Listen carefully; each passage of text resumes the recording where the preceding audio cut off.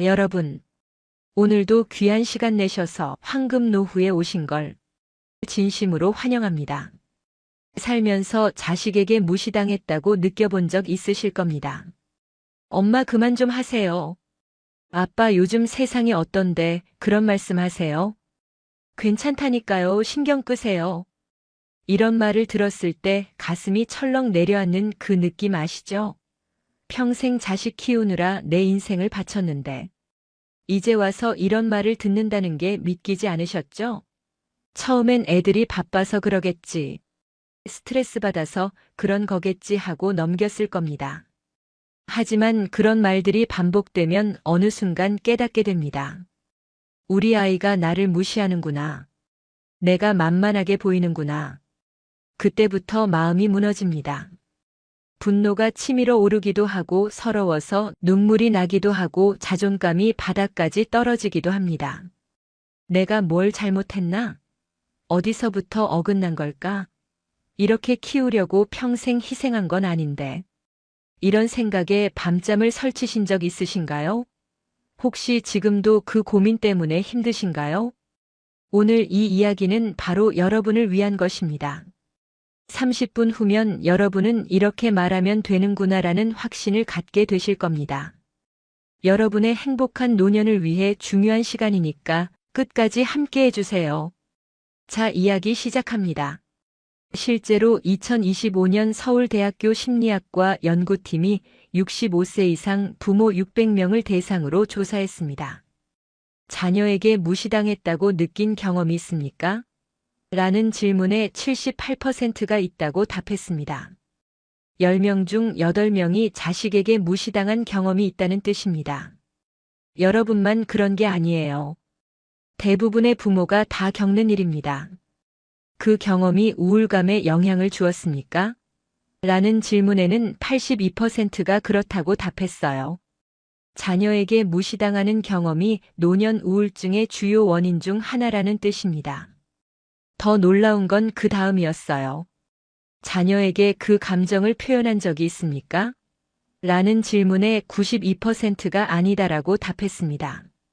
대부분의 부모가 서운하고 화가 나도 참고 삼킨다는 뜻이에요. 괜히 말했다가 관계만 나빠질까봐 내가 참으면 되니까 이런 이유 때문이었죠. 혹시 여러분도 그러신가요? 자식 때문에 마음이 아픈데 말하지 못하고 혼자 참고 계신가요? 그런데 여기서 중요한 질문을 하나 드려야겠습니다. 왜 자식은 점점 부모에게 말을 함부로 하게 될까요? 자식이 원래 나쁜 아이여서일까요? 아닙니다.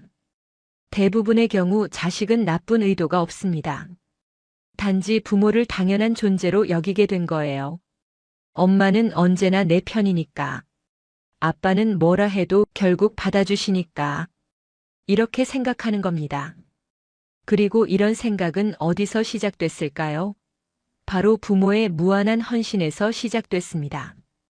부모가 자식을 위해 모든 걸 희생하고 참아주고 받아주다 보니 자식은 그게 당연하다고 생각하게 된 거예요.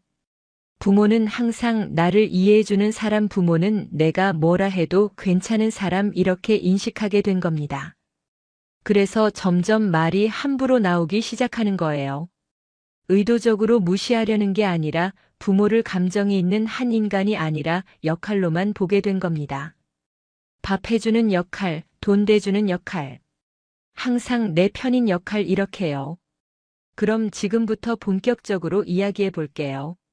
자녀가 무시할 때 부모가 가장 많이 하는 실수 2가지가 있습니다. 첫째는 권위로 누르기입니다. 내가 너 낳아서 키웠는데 감히 나한테 그런 식으로 말해? 내가 몇 살인데? 나한테 함부로 해? 이 집에서 내가 제일 윗사람이야. 너 때문에 내가 얼마나 고생했는데. 이런 식으로 권위를 내세우는 겁니다. 이해는 됩니다.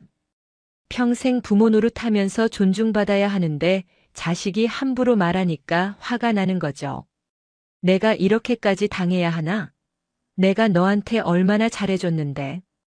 이런 생각이 드니까 권위를 내세우게 되는 겁니다. 하지만 이 방법은 효과가 없습니다. 오히려 역효과만 납니다. 자식은 이렇게 생각해요. 또 시작이네. 또 나이 들먹이시네. 또 낳아준 거 내세우시네. 또 희생 얘기하시네. 그리고 마음의 문을 닫습니다. 엄마랑은 대화가 안 돼. 아빠는 꼰대야. 옛날 사람이라 답답해. 이렇게 생각하면서 더 거리를 둡니다. 권위로 누르면 순간적으로는 자식이 입을 다물 수 있어요. 네, 알겠습니다라고 대답할 수도 있죠. 하지만 그건 진심이 아닙니다.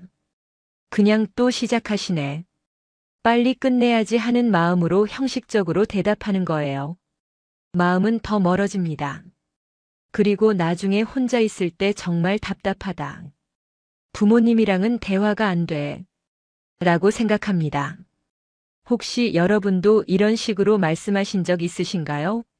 내가 너 키우느라 얼마나 고생했는데. 내가 몇 살인데 이런 말이요? 그렇다면 이제부터는 멈추세요.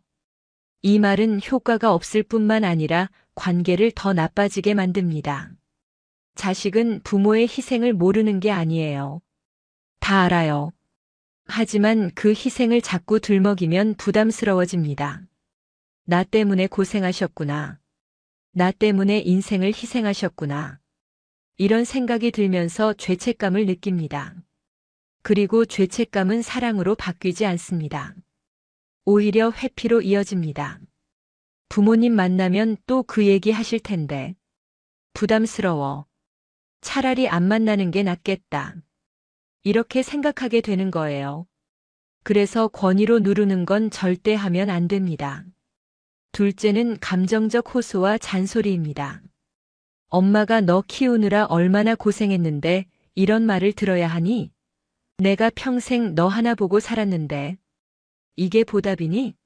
내가 뭘 잘못했길래 이런 대접을 받아야 해? 내가 어렸을 때 생각해봐. 엄마가 얼마나 잘해줬는데. 이런 식으로 감정에 호소하는 겁니다. 아니면 너 그러면 안 돼. 그런 식으로 말하는 거 아니야. 부모한테 그렇게 말하면 어떡해. 나중에 후회할 거야. 너도 자식 낳아봐라. 그때 알 거야. 이렇게 잔소리를 늘어놓는 거예요. 이것도 이해는 됩니다. 서운하니까 그 마음을 표현하고 싶은 거죠. 내가 얼마나 힘들었는지 알아줬으면 좋겠어. 내 마음을 알아줬으면 좋겠어. 이런 바람 때문이에요. 하지만 이 방법도 효과가 없습니다. 자식은 이렇게 느껴요. 또 죄책감 주시네. 또 희생 얘기하시네. 또 잔소리시네. 그리고 귀를 닫습니다. 감정적 호소는 처음에는 미안한 마음이 들게 할 수 있어요. 엄마 아빠한테 내가 좀 심했나? 하는 생각이 들 수도 있죠. 하지만 반복되면 무뎌집니다. 한 번, 두 번은 미안하지만 10번, 20번 듣다 보면 또 시작이네 하고 한 귀로 듣고 한 귀로 흘립니다. 나중에는 엄마가 또 감정적으로 나오시네. 대화가 안 되네라고 생각하면서 더 거리를 둡니다. 그렇다면 오늘부터는 방법을 바꿔보세요. 훨씬 강력한 방법입니다. 바로 짧고 단호한 한마디와 침묵입니다. 이 방법을 사용하면 자식의 태도가 달라지기 시작합니다. 왜냐하면 자식이 엄마 아빠가 평소랑 다르네. 진짜 화나신 건가? 내가 선을 넘었나? 하고 생각하기 시작하거든요. 그럼 태도를 바꾸는 마법의 한마디를 상황별로 알려드릴게요. 첫 번째 상황은 무례한 말투입니다. 자식이 엄마 그만 좀 하세요. 아빠 좀 가만히 계세요. 이렇게 말할 때 이렇게 대답하세요. 나한테 그런 식으로 말하지 마. 이 한 문장입니다. 길게 설명하지 마세요. 나한테 그런 식으로 말하지 마. 나도 기분이 있어. 나도 사람이야. 내가 그렇게 말하면 엄마 마음이 얼마나 아픈지 아니? 이것도 길어요. 그냥 나한테 그런 식으로 말하지 마. 이 한 문장만 하고 침묵하세요. 자식이 에이 별거 아닌데 왜 그러세요? 라고 대꾸하면 같은 말을 반복하세요. 나한테 그런 식으로 말하지 마. 그리고 다시 침묵하세요. 이 침묵이 가장 강력한 메시지입니다. 침묵은 내 말이 끝났다. 이제 내가 생각할 차례다라는 뜻이에요. 말을 계속하면 자식은 변명할 구실을 찾습니다. 하지만 침묵하면 자식은 생각하게 됩니다. 두 번째 상황은 음식이나 수고를 무시할 때입니다. 자식이 엄마 이런 거 안 먹어요. 이렇게 안 해도 돼요. 엄마 요즘 이런 음식 아무도 안 먹어요. 건강에 안 좋대요. 이렇게 말할 때 이렇게 답하세요. 고맙다는 말이 먼저 아닐까? 이것도 짧게 말하세요. 내가 얼마나 정성껏 만들었는데. 새벽부터 일어나서 장 보고 3시간 동안 만들었어. 그런데 내가 고맙다는 말 한마디 없이 이렇게 말하면 엄마 기분이 어떻겠니? 이런 말 필요 없어요. 그냥 고맙다는 말이 먼저 아닐까? 이 한 문장만 하고 침묵하세요. 자식이 아니 그게 아니라 요즘은 이런 음식이라고 변명하기 시작하면 고맙다는 말이 먼저 아닐까? 를 반복하세요. 그리고 침묵하세요. 세 번째 상황은 부모의 방식이나 선택을 무시할 때입니다. 자식이 엄마 요즘 세상이 어떤데 그래요? 아빠 그건 구식이에요. 엄마 그런 거 이제 아무도 안 해요. 아빠 시대가 바뀌었어요. 이렇게 말할 때 이렇게 말하세요. 그래, 내 생각은 그렇구나. 하지만 이건 내 선택이야. 이것도 짧게 말하세요. 나도 생각이 있어서 이렇게 하는 거야. 내가 모르는 게 많아. 엄마가 살아온 세월이 있잖아. 엄마도 나름대로 이유가 있어서 이렇게 하는 거야. 이런 설명 필요 없어요. 그냥 내 생각은 그렇구나. 하지만 이건 내 선택이야. 이 한 문장만 하고 침묵하세요. 네 번째 상황은 무관심이나 서운함을 느낄 때입니다. 자식이 부모의 말에 대꾸도 안 하고 핸드폰만 보거나 내내하고 건성으로 대답하거나 엄마 나 바빠요 하고 대화를 회피할 때 이렇게 말하세요. 나랑 대화하기 싫으면 다음에 하자. 이것도 짧게 말하세요. 엄마가 말하는데 왜 듣지도 않니?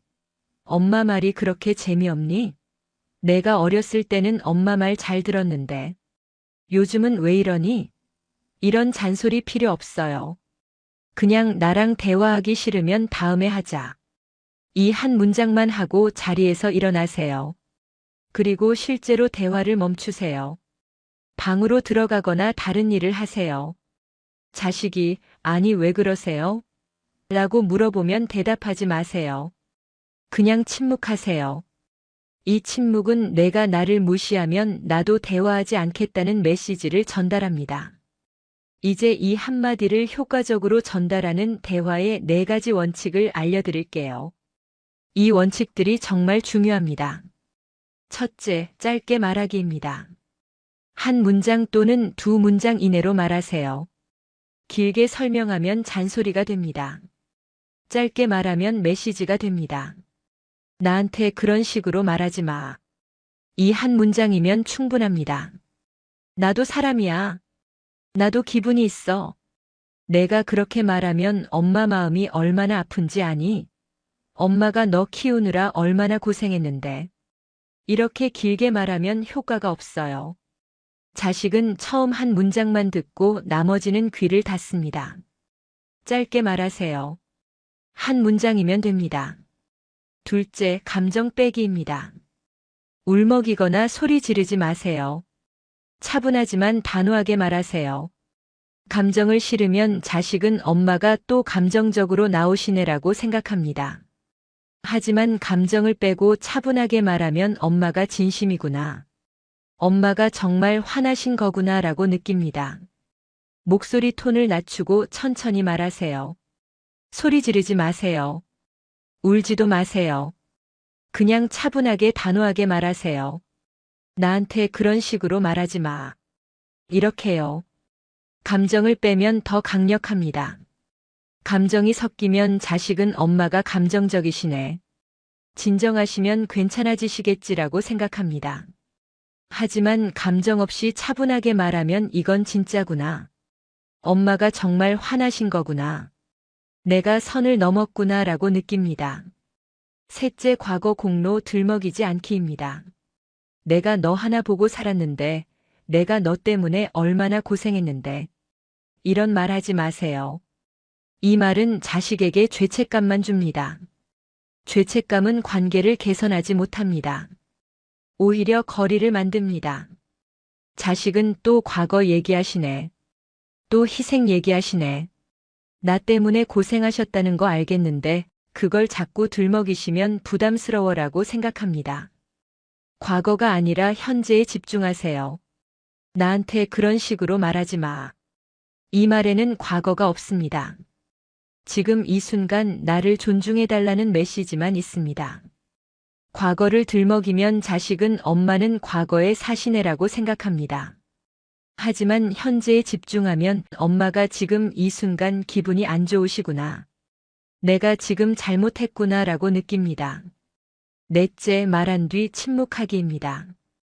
이게 가장 중요합니다. 한 문장을 말한 뒤 입을 다무세요. 자식이 뭐라고 대꾸하더라도 같은 문장을 반복하거나 아무 말도 하지 마세요. 침묵은 가장 강한 메시지입니다. 침묵은 내 말이 끝났다. 이제 내가 선택할 차례다라는 뜻입니다. 침묵은 자식에게 생각할 시간을 줍니다. 계속 말하면 자식은 생각할 시간이 없어요. 부모가 말하는 동안 자식은 어떻게 대꾸하지? 어떻게 변명하지? 하고 생각합니다. 하지만 침묵하면 자식은 생각하게 됩니다. 엄마가 평소랑 다르네. 항상 길게 말씀하시는데 오늘은 한마디만 하시고 말이 없으시네. 진짜 화나신 건가? 내가 너무 심했나? 내가 선을 넘었나? 이렇게요. 침묵이 자식을 생각하게 만듭니다. 그리고 생각하면 깨닫게 됩니다. 내가 잘못했구나. 혹시 여러분도 느끼시나요? 자식이 나를 사람으로 보지 않고 역할로만 본다는 걸요? 엄마는 항상 내 편이니까. 아빠는 뭐라 해도 결국 받아주시니까. 부모는 원래 자식을 위해 희생하는 거니까 이렇게 생각한다는 걸요. 그렇다면 이제는 바꿀 때입니다. 나도 사람이라는 걸 알려줄 때예요. 나도 감정이 있고 존중받고 싶어 한다는 걸 알려줄 때입니다. 그리고 이 한마디가 그 시작입니다. 그럼 절대 하지 말아야 할 행동도 알려드릴게요. 이걸 하면 모든 게 무너집니다. 아무리 좋은 한마디를 해도 이걸 하면 효과가 없어요. 첫째, 일관성 없는 대응입니다. 어떤 때는 참다가 어떤 때는 폭발하는 식으로 대응하면 안 됩니다. 자식은 혼란스러워합니다. 엄마가 도대체 뭘 원하시는 거야? 어제는 괜찮다고 하시더니. 일관성이 있어야 합니다. 같은 상황에는 같은 문장으로 대응하세요. 나한테 그런 식으로 말하지 말을 한 번 썼으면 다음에도 똑같이 쓰세요. 그래야 자식이 배웁니다. 둘째, 냉전이나 연락 끊기입니다. 화났으니까 이제 연락 안 할 거야. 너 혼자 살아봐라, 엄마 이제 모른다. 앞으로 연락하지 마, 이런 식으로 관계를 끊으면 안 됩니다. 이건 감정 보복입니다. 관계를 개선하지 못합니다. 오히려 더 나빠집니다. 자식은 이렇게 생각해요. 엄마가 삐지셨네. 또 유치하게 구시네. 어른이 왜 저러시지? 나한테 화났으면 말로 하시지 왜 연락을 끊으시지? 그리고 마음의 문을 더 닫습니다. 엄마는 감정 조절이 안 되시네. 대화가 안 돼. 평소처럼 대하세요. 전화도 받고 밥도 차려주고 평범하게 지내세요. 다만 같은 상황이 반복되면 같은 문장을 사용하는 거예요. 나한테 그런 식으로 말하지 마. 이렇게요. 셋째, 감정 보복입니다. 너도 나중에 자식 낳아봐라. 그때 알 거야. 너도 늙어봐라. 그때 후회할 거야. 이런 식으로 저주하듯 말하면 안 됩니다. 이건 관계를 파괴합니다. 영원히 회복할 수 없게 만듭니다. 자식은 이런 말을 평생 잊지 못합니다. 그리고 정말로 자식을 낳았을 때 엄마가 그때 한 말이 맞네. 엄마 이제 이해되라고 생각하는 게 아니라 엄마가 그때 그렇게 저주하셨는데 나는 절대 내 아이한테 그러지 말아야지라고 생각합니다. 감정 보복은 절대 하지 마세요. 대신 차분하게 경계선을 지키세요. 나한테 그런 식으로 말하지 마. 이 한마디면 충분합니다. 혹시 여러분도 느끼시나요? 내가 자식을 위한 수단처럼 살아왔다는 걸요? 내 인생이 없고 오직 자식을 위해서만 존재했다는 걸요? 내 꿈도 버리고 내 바람도 버리고 오직 자식만 바라보며 살아왔다는 걸요? 그렇다면 이제는 바꿀 때입니다. 나도 목적이 되어야 할 때예요. 나도 존중받아야 할 때입니다. 나도 꿈을 가져도 되고 바람을 가져도 되고 행복을 추구해도 되는 한 사람입니다. 자식을 위한 수단이 아니라 그 자체로 존엄한 한 인간입니다. 68세 박영숙 씨는 아들에게 늘 무시당했습니다. 엄마 요즘 세상이 어떤데 그래요? 엄마는 모르시는 게 많으시네요. 엄마 제발 좀 가만히 계세요. 이런 말을 자주 들었어요. 처음엔 참았습니다. 애가 바빠서 그러겠지, 스트레스 받아서 그런 거겠지 하면서요. 하지만 점점 견디기 힘들어졌습니다. 밤마다 울었답니다. 내가 평생 저 자식 하나 키우느라 내 인생을 바쳤는데 이런 대접을 받아야 하나? 하면서요. 어느 날 아들이 또 엄마 그만 좀 하세요라고 말했을 때 영숙 씨는 이렇게 말했답니다. 나한테 그런 식으로 말하지 마. 짧고 단호하게요. 그리고 침묵했어요. 아들은 당황했습니다. 엄마가 왜 저러시지? 평소랑 다른데? 항상 길게 말씀하시고 잔소리하시는데 오늘은 한마디만 하시고 말이 없으시네. 하지만 영숙 씨는 아무 말도 하지 않았어요. 그냥 자기 방으로 들어가셨답니다. 그날 저녁 아들이 방문을 두드리며 말을 걸어왔답니다. 엄마 제가 좀 심했죠? 죄송해요. 영숙 씨는 깜짝 놀랐어요. 아들이 사과한 건 처음이었거든요. 그 이후로 아들의 말투가 달라지기 시작했답니다. 완벽하게 바뀐 건 아니지만 예전보다 훨씬 부드러워졌어요. 그리고 영숙 씨는 같은 상황이 반복될 때마다 같은 문장을 사용했답니다. 나한테 그런 식으로 말하지 마. 그렇게 6개월이 지나니 아들이 완전히 달라졌답니다. 이제는 엄마 오늘 기분 어떠세요? 엄마 편찮으신 데는 없으세요? 이렇게 먼저 물어온답니다. 영숙 씨는 말합니다. 한마디가 내 인생을 바꿨어요. 정리해 볼게요. 자식을 바꾸려 하기 전에 부모 스스로를 존중하는 말부터 시작하세요. 나한테 그런 식으로 말하지 마. 고맙다는 말이 먼저 아닐까? 내 생각은 그렇구나. 하지만 이건 내 선택이야. 나랑 대화하기 싫으면 다음에 하자. 이 네 문장을 기억하세요. 그리고 4가지 원칙을 지키세요. 짧게 말하기, 감정 빼기, 과거 공로 들먹이지 않기, 말한 뒤 침묵하기. 이것만 지키면 됩니다. 어렵지 않아요.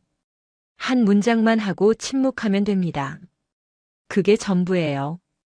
오늘 이야기가 여러분께 조금이나마 도움이 되셨다면 구독과 좋아요로 함께 해주세요.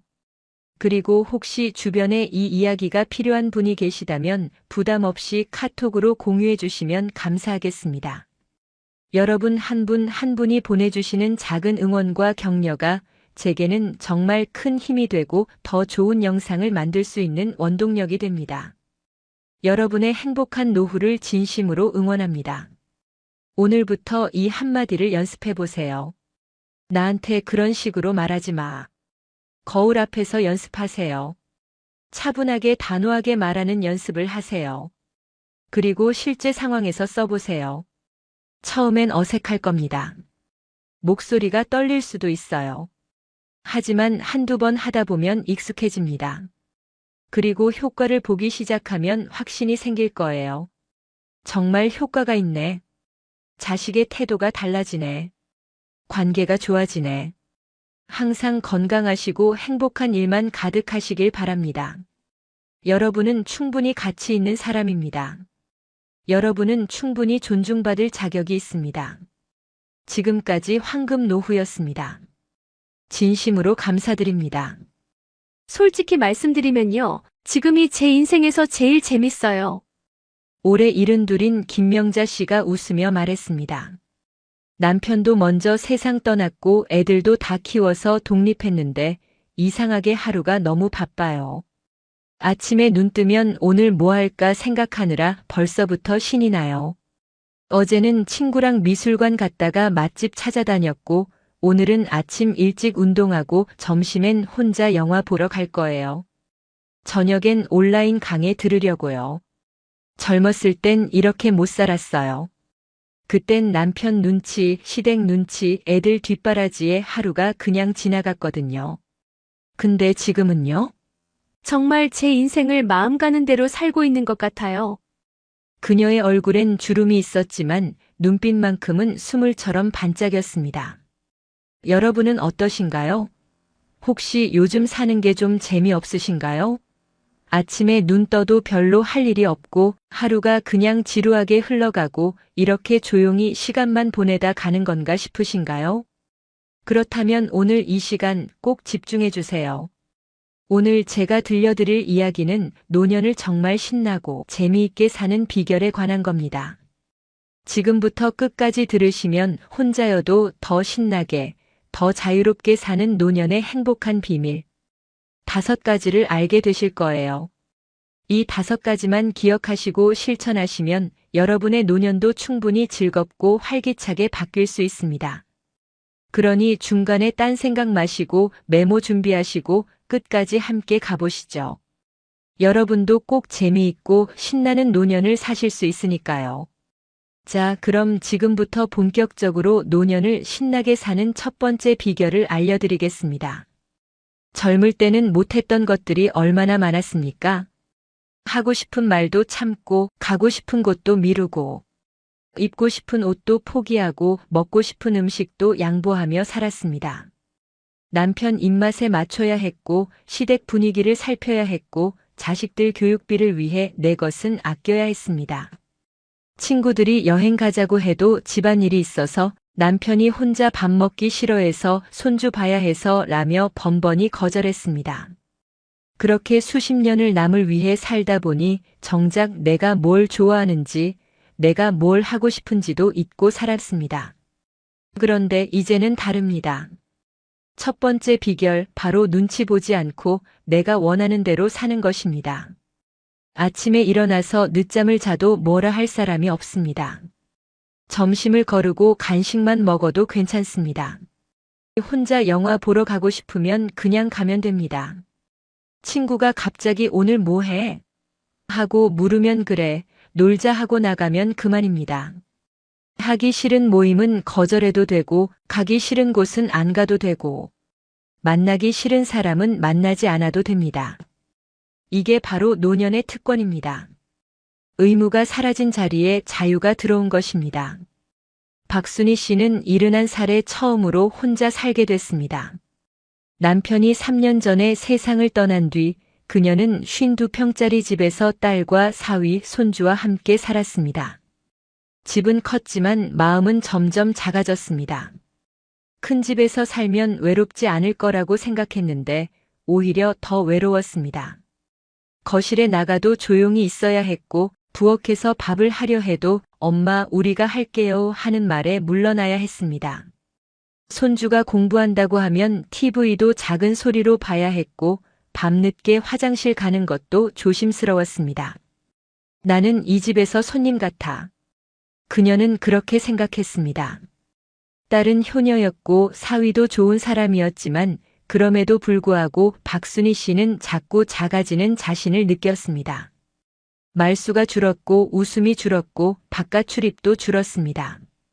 그러던 어느 날 그녀는 결심했습니다. 내 집을 가져야겠다. 딸은 놀라며 반대했습니다. 엄마 왜요? 우리가 뭘 잘못했어요? 박순희 씨는 웃으며 말했습니다. 잘못한 게 아니야. 엄마가 내 인생을 살고 싶어서 그래. 그렇게 그녀는 14평짜리 작은 아파트로 이사했습니다. 처음엔 딸도 친척들도 걱정했습니다. 혼자 사시면 외로우실 텐데. 만약에 뭐 아프시기라도 하면 어떡해요? 하지만 박순희 씨의 인생은 그때부터 완전히 달라졌습니다. 집이 작아지자 청소할 때가 줄었고, 청소할 때가 줄어서 시간이 남았고, 시간이 남으니 밖으로 나가기 시작했습니다. 아침에 운동복을 입고 동네 한 바퀴 돌고 근처 경로당에서 친구들을 만나고 도서관에 가서 책도 읽고 문화센터에서 하는 노래교실도 다니기 시작했습니다. 가장 큰 변화는 그녀의 표정이었습니다. 큰 집에 살 때는 늘 조심스럽고 말이 없던 그녀가 작은 집에 혼자 살면서부터는 매일 웃었습니다. 친구가 전화하면 오늘 뭐 할까? 하며 신나게 약속을 잡았고 혼자서도 맛집을 찾아다니고 영화관에 가고 카페에 앉아 사람 구경을 하며 시간을 보냈습니다. 집이 작아지니까 인생이 커졌어요. 박순희 씨의 말입니다. 52평에 살 땐 제 방 안에만 있었는데 지금은 온 동네가 제 집 같아요. 여기저기 다니니까 아는 사람도 많아지고 매일 새로운 게 생겨요. 실제로 혼자 살면서 오히려 더 활기차게 사는 노인들이 많습니다. 혼자라는 것이 외로움의 조건이 아니라 자유의 조건이 될 수 있다는 걸 그들은 증명합니다. 아침에 눈을 뜨면 오늘 하루를 어떻게 보낼지 전부 자기가 정합니다. 누구 눈치 볼 필요 없이 아침을 거르든 브런치를 먹든 집에만 있든 밖으로 나가든 모든 게 자기 선택입니다. 이런 자유가 주는 기쁨은 생각보다 큽니다. 젊을 때는 늘 누군가를 위해 시간을 썼다면 이제는 온전히 자기를 위해 시간을 씁니다. 그게 이기적인 게 아니라 이제야 자기 인생을 사는 겁니다. 73세인 이영숙 씨는 매일 아침 6시에 일어나 동네를 한 바퀴 걷습니다. 예전에는 남편이 아침밥을 차려달라고 해서 새벽같이 일어나 밥을 지었지만 이제는 그럴 필요가 없습니다. 산책을 하고 돌아와서 간단히 토스트 한 조각과 과일을 먹고 커피 한 잔 마시며 창밖을 바라봅니다. 이 시간이 제일 좋아요. 아무 생각 안 하고 그냥 커피 향 맡으며 앉아 있는 게 이렇게 평화로운 줄 몰랐어요. 자, 여기까지가 첫 번째 비결이었습니다. 눈치 보지 말고 내가 원하는 대로 살기. 이제 두 번째 비결을 알려드릴게요. 혼자 사는 노년의 하루는 생각보다 훨씬 바쁩니다. 심심할 틈이 없습니다. 오전엔 운동을 하고 점심 전에 동네 마트에 들러 장을 보고 집에 와서 혼자 점심을 먹습니다. 혼자 먹는 밥이 처음엔 쓸쓸했지만 이제는 익숙하고 편합니다. 먹고 싶은 것만 해 먹으면 되니까요. 영상 보는 것도 익숙하고 사진 찍는 것도 좋아하고 카톡으로 친구들과 연락하며 약속도 잡습니다. 오늘 날씨 좋은데 산책 갈까? 이렇게 메시지를 보내면 금방 답이 옵니다. 좋아, 3시에 공원 앞에서 만나. 이렇게 약속이 잡히면 그날은 신납니다. 만나서 걷고 벤치에 앉아 수다 떨고 때로는 커피숍에 들어가 커피 한 잔 마시며 시간을 보냅니다. 두 번째 비결은 바로 혼자 노는 법을 배우는 것입니다. 혼자 사는 사람들은 혼자 노는 법을 압니다. 누가 함께 있지 않아도 자기 혼자 재미있게 시간을 보낼 줄 압니다. 그게 외로운 게 아니라 오히려 자유롭고 편안합니다. 75세인 최정자 씨는 혼자 영화관에 가는 걸 좋아합니다. 처음엔 혼자 영화 보러 가는 게 창피했어요. 다들 둘이서 오는데 나만 혼자니까요. 근데 몇 번 가보니까 별로 신경 안 쓰이더라고요. 영화는 어차피 혼자 보는 거잖아요. 보고 나서 느낀 점도 혼자 생각하면 되고요. 이제는 매주 한 번씩 가요. 할인 받을 수 있는 날 가서 팝콘 사 먹고 영화 보고 나오면 기분이 되게 좋아요. 혼자 영화 보는 것뿐만이 아닙니다. 혼자 맛집을 찾아가기도 하고 혼자 카페에 앉아 책을 읽기도 하고 혼자 여행을 가기도 합니다. 예전에는 혼자 밥 먹는 것도 눈치가 보였는데 이제는 당당합니다. 식당에 들어가 한 분이세요? 하고 물으면 네 하고 대답하고 구석 자리에 앉아 천천히 밥을 먹습니다. 혼자 먹으면 누구 눈치 볼 것도 없고 먹고 싶은 메뉴를 선택할 수 있고 먹는 속도도 마음대로 조절할 수 있습니다. 세 번째 비결을 알려드릴게요. 재미있게 사는 노년들의 공통점은 바로 몸을 움직인다는 겁니다. 집에만 있지 않습니다. 나가서 걷고 만나고 보고 듣습니다. 몸을 쓰면 마음이 살아납니다. 집에만 있으면 자꾸 우울해지고 생각이 많아지고 몸도 굳어지는데 밖으로 나가서 걷기 시작하면 달라집니다. 공기가 상쾌하고 햇빛이 따뜻하고 사람들 얼굴이 보이고 그러면서 기분이 좋아집니다. 별것 아닌 것 같지만 이게 큰 차이를 만듭니다. 68세인 강미란 씨는 매일 오전에 근처 공원을 3바퀴 걷습니다. 처음엔 귀찮았어요. 나가기 싫고 그냥 집에 있고 싶었어요. 근데 억지로라도 나가서 걷다 보니까 몸이 가벼워지고 기분도 좋아지더라고요. 이제는 안 나가면 뭔가 허전해요. 공원에 나가면 아는 사람들도 만나고 인사하고 간단히 이야기 나누고 그게 하루의 시작이에요. 이제 4번째 비결입니다. 노년을 신나게 사는 사람들은 새로운 걸 배우는 걸 두려워하지 않습니다. 75세에 그림을 시작한 사람도 있고 70에 악기를 배우기 시작한 사람도 있습니다. 이 나이에 뭘 배워? 하는 말은 그들에게 통하지 않습니다. 오히려 이 나이니까 배우는 거지하고 당당하게 말합니다. 전문가가 되려는 게 아닙니다. 그냥 재미있어서 신기해서 하고 싶어서 배웁니다. 73세인 김옥분 씨는 2년 전부터 수채화를 배우기 시작했습니다. 평생 그림은 한 번도 그려본 적이 없어요. 학교 다닐 때도 미술 시간이 제일 싫었고요. 근데 어느 날 문화센터 앞을 지나가다가 수채화 수업 포스터를 봤는데 그림이 너무 예뻐 보이는 거예요. 그래서 그냥 등록했어요. 처음엔 붓도 제대로 못 잡았어요. 근데 선생님이 친절하게 가르쳐 주시고 같이 배우는 사람들도 다 비슷한 수준이니까 부담이 없었어요. 지금은 일주일에 한 번씩 수업 가는 날이 제일 기다려져요. 그림 그리는 2시간 동안은 다른 생각이 하나도 안 나요. 오롯이 그림에만 집중하는 그 시간이 너무 좋아요. 68세인 한명애 씨는 혼자 국내 여행을 다닙니다.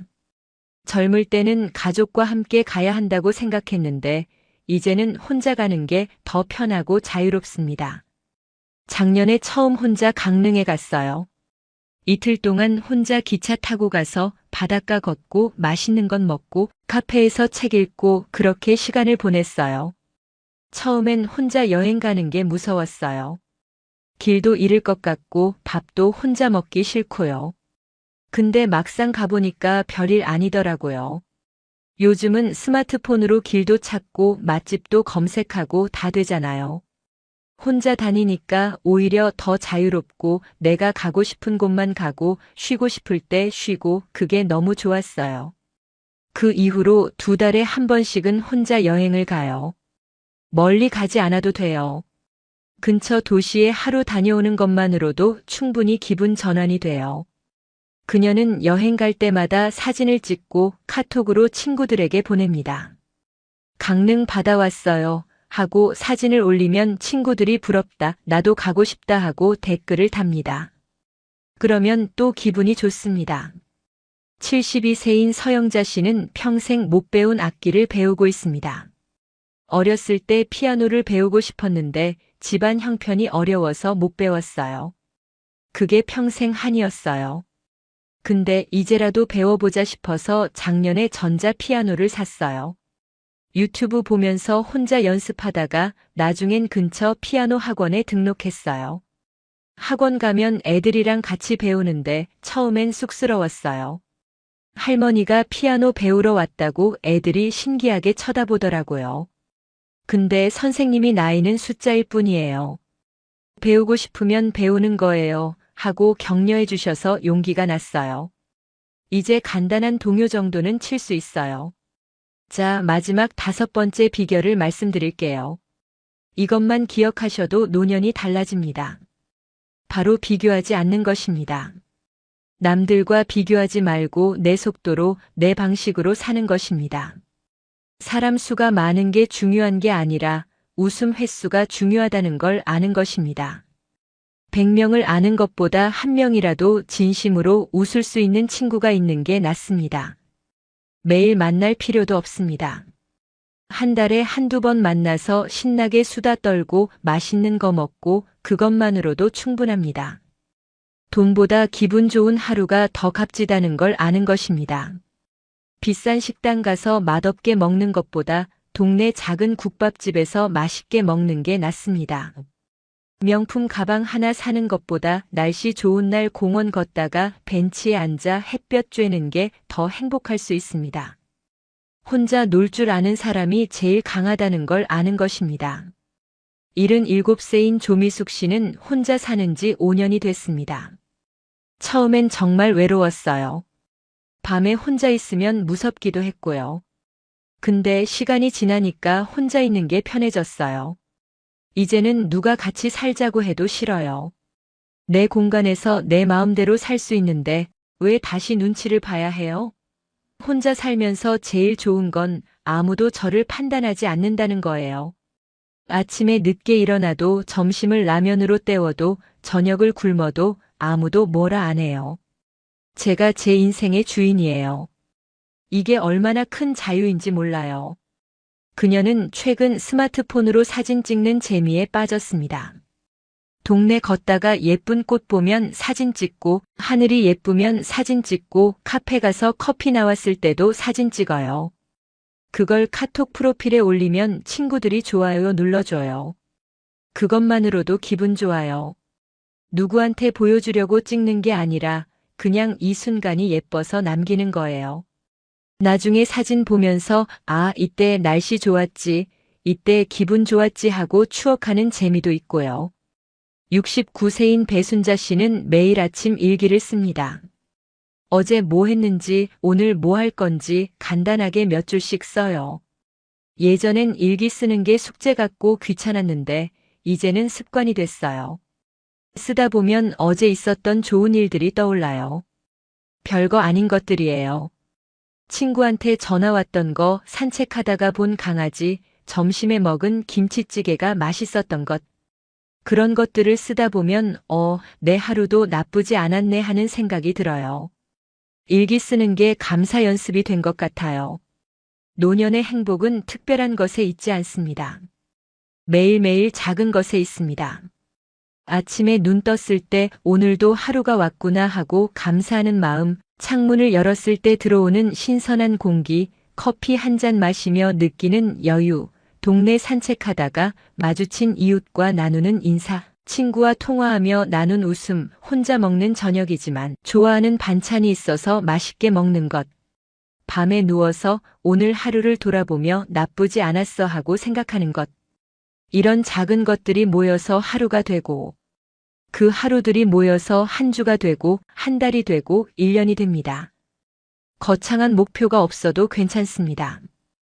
67세인 윤혜숙 씨는 매주 목요일 오후에 친구들과 영화를 봅니다. 4명이서 한 달에 4번 보니까 일주일에 한 번 꼴이에요. 할인 받는 날 가니까 부담도 없고요. 영화 보고 나와서 카페 가서 영화 이야기하는 게 제일 재미있어요. 나는 이 부분이 좋았어. 나는 저 배우가 마음에 들었어 하면서 수다 떨다 보면 시간 가는 줄 몰라요. 가끔은 영화가 시시해도 괜찮아요. 영화보다 같이 있는 게 좋거든요. 그녀는 친구들과의 모임이 삶의 활력소라고 말합니다. 친구들 없었으면 진짜 외로웠을 거예요. 혼자 사는 것도 좋지만 가끔은 사람이 그리워요. 그럴 때 친구들 만나면 충전이 돼요. 그리고 다시 혼자 돌아와서 며칠 편하게 지내다가 또 만나고 싶으면 연락하고 그런 리듬이 좋아요. 노년은 내려놓는 시기가 아닙니다. 오히려 누리는 시기입니다. 의무에서 벗어나 비로소 자기가 원하는 것을 할 수 있는 시기입니다. 젊을 때는 해야 할 것들이 너무 많았습니다. 직장에 가야 하고 돈을 벌어야 하고 자식을 키워야 하고 집안일을 해야 하고 부모님을 모셔야 하고 그렇게 쫓기며 살았습니다. 하지만 이제는 다릅니다. 해야 할 것들이 줄어들고 그 자리에 하고 싶은 것들을 채울 수 있습니다. 이것이 노년의 축복입니다. 외로운 인생이 아니라 자유로운 인생입니다. 혼자라는 것이 불쌍한 게 아니라 누구의 간섭도 받지 않는 자유로운 상태입니다. 아침에 일어나는 시간도 먹는 것도 입는 것도 가는 곳도 만나는 사람도 전부 자기 마음입니다. 이 자유를 누리지 않는다면 그게 오히려 아까운 일입니다. 마지막을 기다리는 시간이 아니라 지금 가장 재미있는 챕터입니다. 인생에는 여러 챕터가 있습니다. 어린 시절, 청년 시절, 중년 시절, 그리고 노년. 각 챕터마다 다른 매력이 있고 다른 재미가 있습니다. 노년은 그 중에서도 가장 자유롭고 가장 여유롭고 가장 지혜로운 시기입니다. 이 시기를 그냥 지나보내기엔 너무 아깝습니다. 66세인 오정숙 씨는 매일 아침 요가를 합니다. 유튜브 보면서 따라해요. 처음엔 몸이 안 움직여져서 답답했는데 계속하다 보니까 조금씩 나아지더라고요. 완벽하게 하려고 하지 않아요. 내가 할 수 있는 만큼만 해요. 그게 중요한 것 같아요. 나를 남들과 비교하지 않는 것. 젊은 사람들처럼 하려고 하지 않는 것. 내 속도로 내 방식으로 하는 거요. 요가 끝나고 나면 몸도 가벼워지고 마음도 차분해져요. 하루를 시작하는 의식 같아요. 그녀는 요가뿐 아니라 스트레칭, 산책, 가벼운 운동을 꾸준히 합니다. 몸을 움직여야 정신도 또렷해져요. 하루 종일 앉아만 있으면 자꾸 졸리고 우울해져요. 근데 몸을 쓰면 달라져요. 혈액순환도 되고 기분도 좋아지고 밤에 잠도 잘 와요. 혼자 사는 게 아니라 혼자라서 편해요. 다시 누군가랑 같이 살라고 하면 싫을 것 같아요. 이것이 그들의 진심입니다. 혼자라는 것이 결핍이 아니라 하나의 선택이고 하나의 라이프 스타일이라는 것을 그들은 알고 있습니다. 물론 외로울 때도 있습니다. 밤에 혼자 있으면 쓸쓸할 때도 있고 아플 때 옆에 아무도 없으면 불안할 때도 있습니다. 하지만 그것보다 자유가 주는 기쁨이 더 큽니다. 아무 눈치 안 보고 아무 간섭 안 받고 온전히 자기 시간을 자기 마음대로 쓸 수 있다는 것. 이것이 노년이 누릴 수 있는 최고의 사치입니다. 자, 여러분, 여기까지 5가지 비결을 모두 말씀드렸습니다. 다시 한번 정리해 드릴게요. 첫 번째, 눈치 보지 말고 내가 원하는 대로 살기. 두 번째, 혼자 노는 법을 배우기. 세 번째, 몸을 움직이기. 네 번째, 새로운 것을 배우는 걸 두려워하지 않기.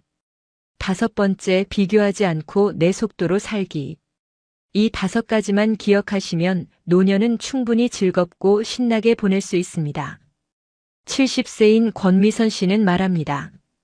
나이 들면서 깨달은 게 있어요. 행복은 큰 데 있는 게 아니라 작은 데 있다는 것.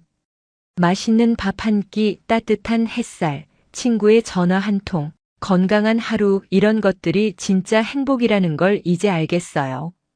젊었을 땐 더 큰 집, 더 좋은 차, 더 많은 돈을 원했는데 이제는 그게 별로 중요하지 않아요.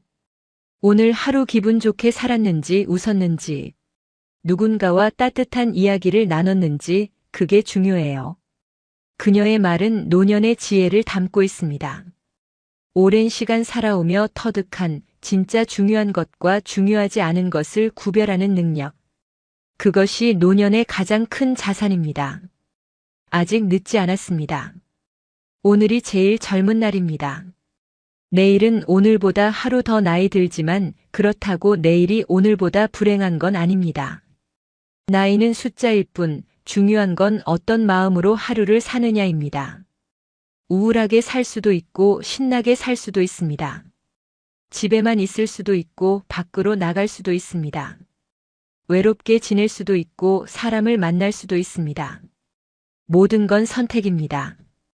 그 선택의 권한이 온전히 나에게 있다는 것, 그게 노년의 자유입니다. 혼자여도 아니 혼자라서 더 즐거운 인생이 있습니다. 눈치 보지 않아도 되고 맞춰주지 않아도 되고 참지 않아도 되는 인생. 아침에 눈 떠서 오늘 뭐 할까? 하고 생각하는 것만으로도 설레는 인생. 작은 것에 감사하고 작은 것에 행복해하고 작은 것을 즐길 줄 아는 인생. 그것이 진짜 노년의 모습입니다. 늙은 게 아니라 이제야 제대로 사는 겁니다. 70세 박순자 씨는 오랜 친구들과 점심 식사를 하다가 이런 말을 했답니다. 우리 아들 이번에 강남에 아파트 샀어. 30억 넘게 줬대. 그 자리가 조용해졌어요. 함께 밥 먹던 친구들이 갑자기 말이 없어졌답니다. 순자 씨는 이상했어요. 좋은 소식인데 왜 다들 그러지? 하지만 그날 이후 친구들에게서 연락이 뚝 끊겼답니다. 카톡 보내도 답이 없고, 모임 날짜를 정하자고 해도 다들 바쁘다고만 하고, 순자 씨는 나중에야 알았어요. 그 자리에 있던 친구 중 한 분의 아들은 사업 실패로 전세금도 못 뺀 상태였고, 또 다른 친구의 딸은 이혼 후 좁은 원룸에서 힘들게 살고 있었다는 걸요. 순자 씨는 자랑하려던 게 아니었어요. 그냥 기쁜 마음에 나눈 이야기였을 뿐인데, 그게 친구들에게는 자랑으로 들렸고 비교가 되었고 결국 40년 우정이 금이 간 겁니다. 혹시 여러분도 이런 경험 있으신가요? 좋은 마음의 한 말이 관계를 망친 경험요. 아니면 친구의 말에 상처받은 경험요. 나이 들수록 말 한마디가 관계를 결정합니다. 오늘은 아무리 친해도 절대 드러내면 안 되는 것들과 품격 있는 대화의 기술을 알려드리겠습니다. 여러분의 노년을 위해 중요한 시간이니까 끝까지 함께 해주세요. 자, 이야기 시작합니다. 나이 들수록 친구가 소중합니다. 가족은 각자 바쁘고 자녀들은 자기 삶을 살고 배우자마저 먼저 떠나면 남는 건 친구뿐이에요. 그래서 우리는 친구를 소중히 여깁니다. 오랜 시간 함께한 친구일수록 더 편하게 대하죠. 우리 사이에 뭐 이 정도는 괜찮겠지 하면서요. 하지만 바로 그 편함이 관계를 망가뜨립니다. 친하다고 해서 다 말해도 되는 건 아니에요. 오히려 친할수록 더 조심해야 합니다. 왜냐하면 가까운 사이일수록 상처는 더 깊게 남으니까요. 오늘 말씀드릴 5가지는 아무리 친해도 절대 드러내면 안 되는 것들입니다.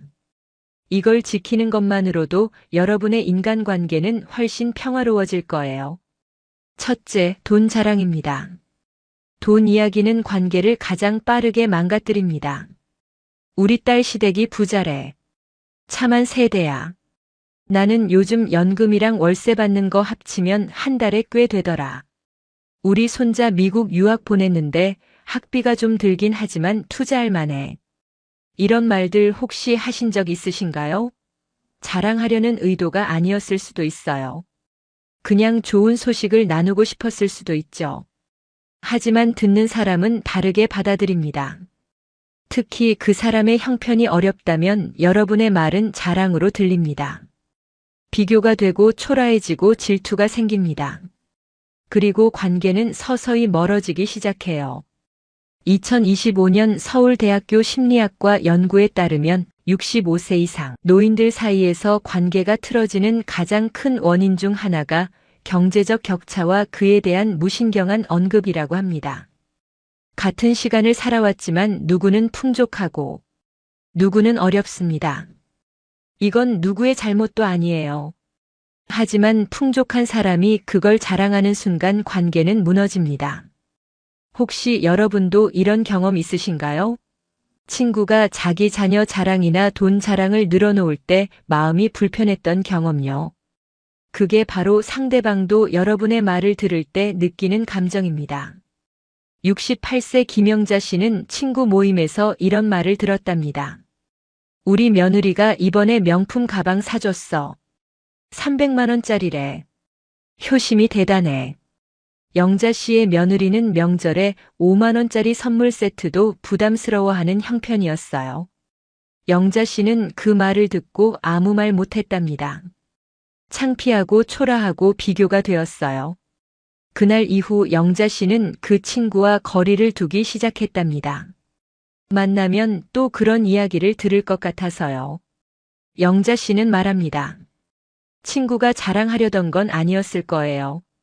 하지만 그 말이 내게는 비수처럼 꽂혔어요.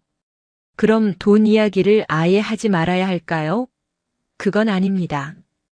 다만 방식을 바꾸면 됩니다. 자랑이 아니라 고민으로 이야기하세요. 요즘 물가가 많이 올라서 걱정이에요. 연금만으로는 부족해서 어떻게 해야 할지 모르겠어요. 이렇게 말하면 상대방도 공감하고 함께 이야기를 나눌 수 있습니다. 하지만 나는 괜찮아. 우리 집은 여유로워. 이런 식으로 말하는 순간 상대방은 거리를 둡니다. 공자는 이런 말을 했습니다. 군자는 화이부동하고 소인은 동의불화한다. 군자는 조화롭지만 무리지어 뽐내지 않고 소인은 무리지어 어울리지만 진정한 화합은 없다는 뜻이에요. 돈을 자랑하는 순간 여러분은 진정한 군자의 품격을 잃게 됩니다. 72세 최명숙 씨는 이런 경험을 했답니다. 친한 친구 모임에서 우리 손자가 의대 들어갔어. 등록금이 좀 들긴 하지만 투자할 만하더라라고 말했어요. 그 자리에 있던 한 친구의 손자는 대학도 못 가고 알바를 하고 있었답니다.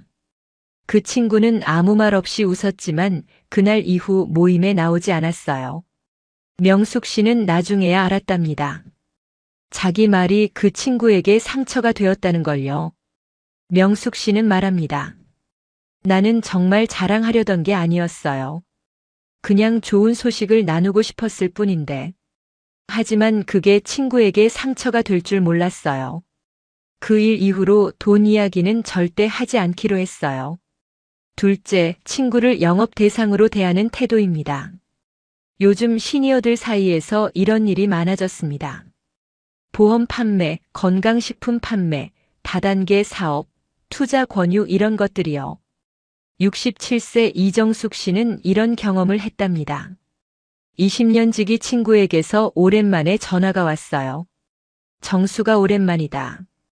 요즘 어떻게 지내?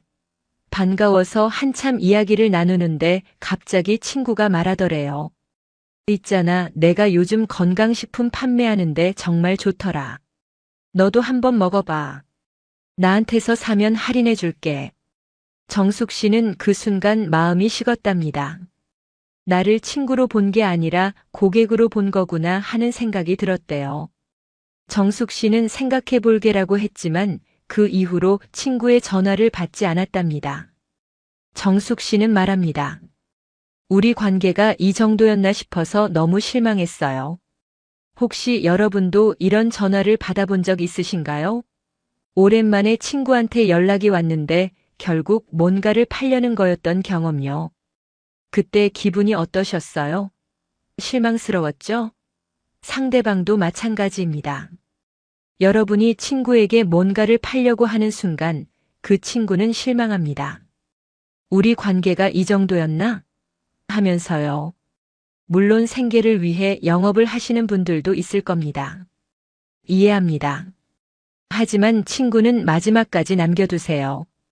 친구에게까지 영업을 하기 시작하면 결국 친구도 고객도 모두 잃게 됩니다. 71세 강순희 씨는 이런 경험을 했답니다. 보험 설계사로 일하시는데 실적이 필요했어요. 그래서 친한 친구들에게 전화를 돌렸답니다. 이번에 좋은 상품이 나왔는데 한번 가입해봐. 나 좀 도와줘. 처음에는 몇 명이 도와줬어요. 하지만 그 이후로 친구들이 연락을 피하기 시작했답니다. 전화해도 안 받고 모임에도 나오지 않고 순희 씨는 그제야 깨달았답니다. 내가 친구들을 잃었구나. 순희 씨는 말합니다. 실적은 다시 만들 수 있지만 친구는 다시 만들 수 없어요. 그걸 너무 늦게 깨달았어요. 만약 정말로 여러분이 하는 일을 친구에게 소개하고 싶다면 방법을 바꾸세요. 권유가 아니라 정보 제공으로요. 요즘 내가 이런 일을 하고 있어. 혹시 관심 있으면 언제든 말해. 하지만 부담 갖지 마. 이렇게 말하고 그 이후로는 절대 다시 언급하지 마세요. 친구가 관심 있으면 먼저 물어볼 겁니다. 관심 없으면 그냥 넘어가는 거예요. 그게 관계를 지키는 방법입니다. 칸트는 말했습니다. 인간은 수단이 아니라 목적이어야 한다. 친구를 돈을 벌기 위한 수단으로 대하는 순간 여러분은 친구를 잃게 됩니다. 셋째, 돈을 거절할 때 정색하는 태도입니다. 69세 윤미자 씨는 이런 경험을 했답니다. 친한 친구가 급하게 돈이 필요하다며 300만 원을 빌려달라고 했어요. 미자 씨도 여유가 없었답니다. 그래서 이렇게 말했대요. 안 돼. 나도 여유 없어. 나도 형편 어려워. 정색하며 단칼에 거절했답니다. 친구는 그래 알았어라고 하고 전화를 끊었는데 그 이후로 연락이 끊겼어요. 미자 씨는 나중에야 후회했답니다. 돈을 못 빌려준 건 어쩔 수 없었지만 그렇게 차갑게 말할 필요는 없었는데. 미자 씨는 말합니다. 거절하더라도 따뜻하게 거절할 걸 그랬어요. 혹시 여러분도 이런 경험 있으신가요? 친구에게 돈을 빌려달라고 했는데 정색하며 거절당한 경험요. 그때 기분이 어떠셨어요? 돈을 못 빌린 것보다 그 태도에 더 상처받으셨죠? 거절은 할 수 있습니다. 하지만 태도는 따뜻해야 합니다. 정말 미안해. 나도 도와주고 싶은데 지금 형편이 어려워서 어렵겠어.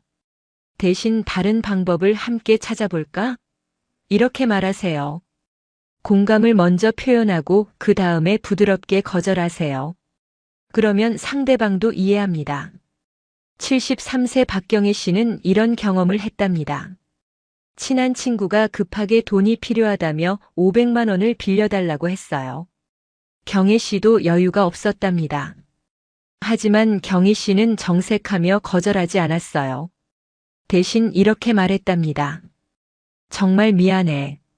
나도 요즘 병원비 때문에 여유가 없어서 500만 원은 어려울 것 같아.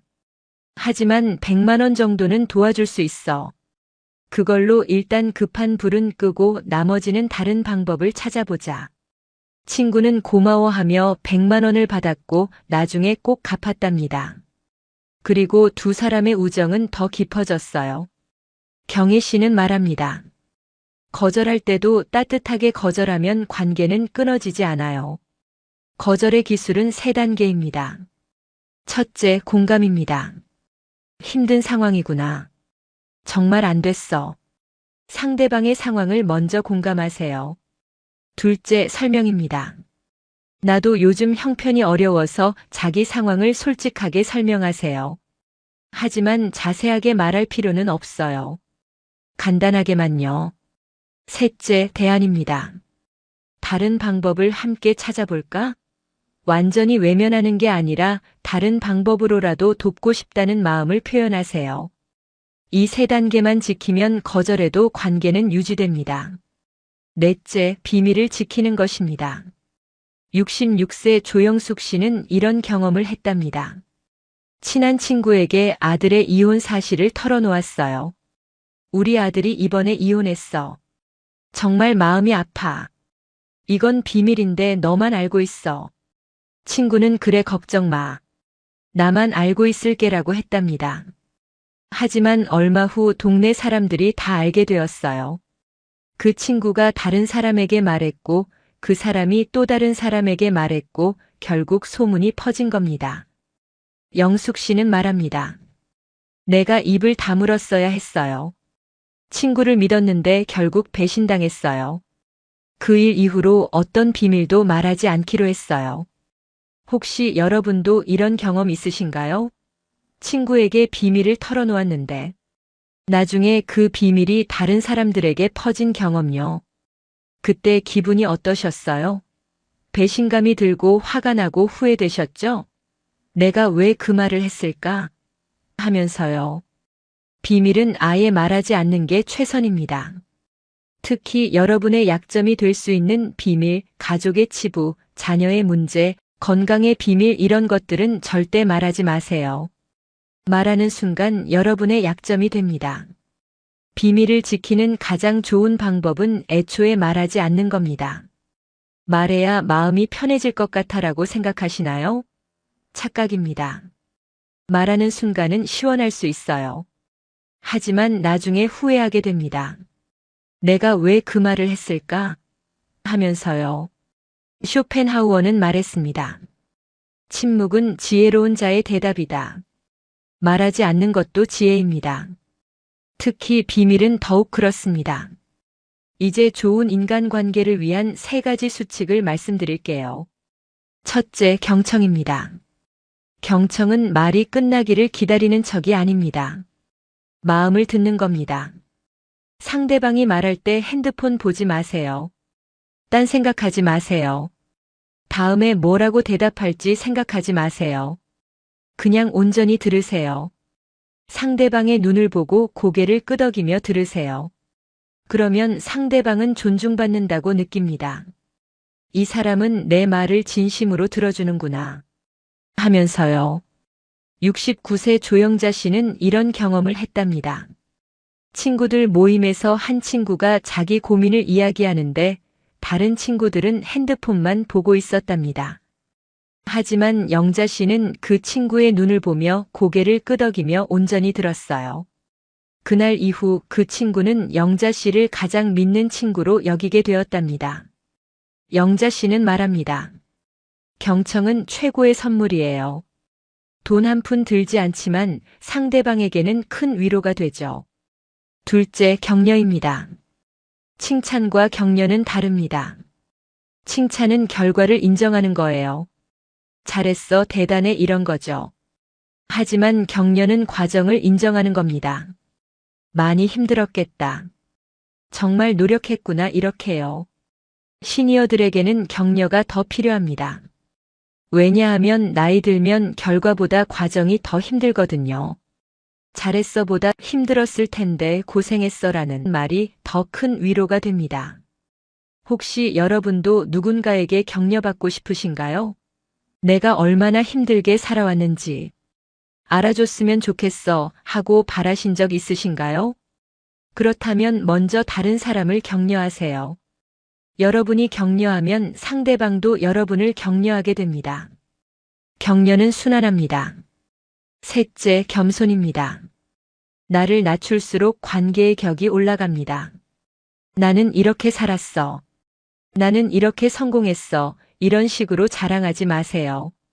대신 나도 많이 부족해. 나도 실수 많이 했어. 이렇게 낮추세요. 그러면 상대방은 편안해집니다. 이 사람은 나를 판단하지 않는구나. 나도 편하게 이야기할 수 있겠다. 하면서요. 겸손은 관계를 편안하게 만듭니다. 니체는 말했습니다. 진정한 힘은 스스로를 낮출 줄 아는 데서 나온다. 자신을 높이는 사람은 약해 보입니다. 하지만 자신을 낮추는 사람은 강해 보여요. 역설적이지만 사실입니다. 이제 품격 있는 대화의 기술을 알려드릴게요. 첫째, 한 박자 쉬고 말하는 습관입니다. 상대방이 말을 끝내고 한 박자 쉰 다음에 대답하세요. 그 한 박자의 여유가 여러분의 말에 무게를 실어줍니다. 급하게 대답하면 가볍게 들리지만 한 박자 쉬고 대답하면 이 사람은 생각하고 말하는구나라고 느껴집니다. 둘째, 천천히 낮게 말하는 습관입니다. 빠르고 높은 목소리는 불안해 보입니다. 하지만 천천히 낮게 말하면 안정적으로 들려요. 말의 속도가 인생의 무게를 결정합니다. 천천히 말하는 사람은 여유로워 보이고 품격 있어 보입니다. 셋째, 상대방의 이름을 불러주는 습관입니다. 영희야, 순자야 이름을 불러주세요. 이름을 불러주면 상대방은 존중받는다고 느낍니다. 이 사람은 나를 중요하게 생각하는구나 하면서요. 마지막으로 품격이라는 한자를 보세요. 입구자가 3개나 들어 있습니다. 사람의 격은 무엇을 가졌느냐가 아니라 무엇을 말하지 않느냐에서 드러납니다. 돈 자랑하지 않는 것, 친구를 영업 대상으로 보지 않는 것, 따뜻하게 거절하는 것, 비밀을 지키는 것 이런 것들이 여러분의 품격을 만듭니다. 말하는 것을 조심하는 것 그것이 바로 품격의 시작입니다. 여러분 오늘 이야기 끝까지 들어주셔서 진심으로 감사드립니다. 오늘 배운 것 중에 딱 하나만 기억해 주세요. 그것만으로도 여러분의 관계는 훨씬 평화로워질 겁니다. 혹시 주변에 이 이야기가 필요한 분이 계시다면 카톡으로 공유해 주세요. 이 영상 한번 봐봐. 나한테 정말 도움이 됐어. 여러분의 작은 나눔이 누군가에게는 큰 위로가 될 수 있습니다. 오늘 이 영상이 도움이 되셨다면 구독과 좋아요로 함께 해주세요. 여러분의 구독 하나하나가 제게는 정말 큰 힘이 됩니다. 오늘부터 말 하나를 바꿔보세요. 말이 바뀌면 관계가 바뀌고 관계가 바뀌면 인생이 바뀝니다. 여러분 한 분 한 분 모두 품격 있고 존중받는 삶을 사시길 진심으로 바랍니다. 항상 건강하시고 행복한 일만 가득하시길 바랍니다. 지금까지 황금노후였습니다. 진심으로 감사드립니다. 여러분이 두려워하는 그것 완전히 잘못 알고 계십니다. 나이 들면 혼자 되면 어떡하지? 걱정 마세요. 친구 한 명도 없으면 외로워 죽을 것 같은데? 아닙니다. 혼자 사는 게 가장 무서운 거 아니야? 완전히 반대입니다. 오늘 제가 92세 선배님의 이야기를 들려드리겠습니다. 이분은 90년 넘게 사시면서 깨달은 인생의 진리를 60대 후배들에게 이렇게 말씀하셨습니다. 나이가 들면 친구는 한 명 있어도 충분하다. 아니, 없어도 괜찮다. 충격적이지 않습니까? 오늘 이 영상을 끝까지 들으시면 딱 3가지가 달라집니다. 첫째, 92세 선배가 90년 인생을 살며 깨달은 관계의 진실을 알게 되실 거예요. 둘째, 친구 없이도 외롭지 않고 오히려 평화롭게 사는 구체적인 방법 5가지를 알려드립니다. 셋째, 혼자에 대한 두려움이 완전히 사라지고 오히려 기대가 되실 겁니다. 실제로 이 깨달음을 얻으신 분들은 한결같이 이제야 진짜 자유로워졌어요. 혼자인데 전혀 외롭지 않아요. 왜 진작 이렇게 안 살았을까 후회돼요 라고 말씀하세요. 혹시 지금 친구가 하나둘씩 떠나가고 계신가요? 연락하는 사람이 점점 줄어들고 계신가요? 그래서 불안하신가요? 30분 후면 그게 전혀 불행이 아니라는 걸 아실 겁니다. 오히려 그게 인생이 완성되어가는 자연스러운 과정이라는 걸 알게 되실 거예요. 끝까지 함께 해주세요. 김영자 할머니 92세입니다. 이분은 지금 혼자 삽니다. 남편은 15년 전에 먼저 가셨고 자식 둘은 미국에 삽니다. 1년에 한 번 올까 말까 합니다. 친구도 없습니다. 아니, 정확히 말하면 다 돌아가셨습니다. 젊을 때 친구들은 70대에 다 가셨고 나중에 사귄 친구들도 80대 초반에 하나둘 세상을 떠났습니다. 지금 김할머니 또래로 살아있는 사람은 거의 없습니다. 여러분이 보시기에 이분은 외로워 보이실 겁니다. 불쌍해 보이실 수도 있습니다. 혼자 살고 친구도 없고 자식도 멀리 있으니까요. 그런데 놀라운 사실이 있습니다. 이분은 지금이 인생에서 가장 평화롭다고 말씀하십니다. 가장 자유롭다고 하십니다. 가장 행복하다고 하십니다. 어떻게 그럴 수 있을까요? 김할머니를 처음 만난 건 작년 가을이었습니다. 복지관에서 우연히 뵙게 됐는데 그분의 얼굴이 너무나 평온해 보였습니다.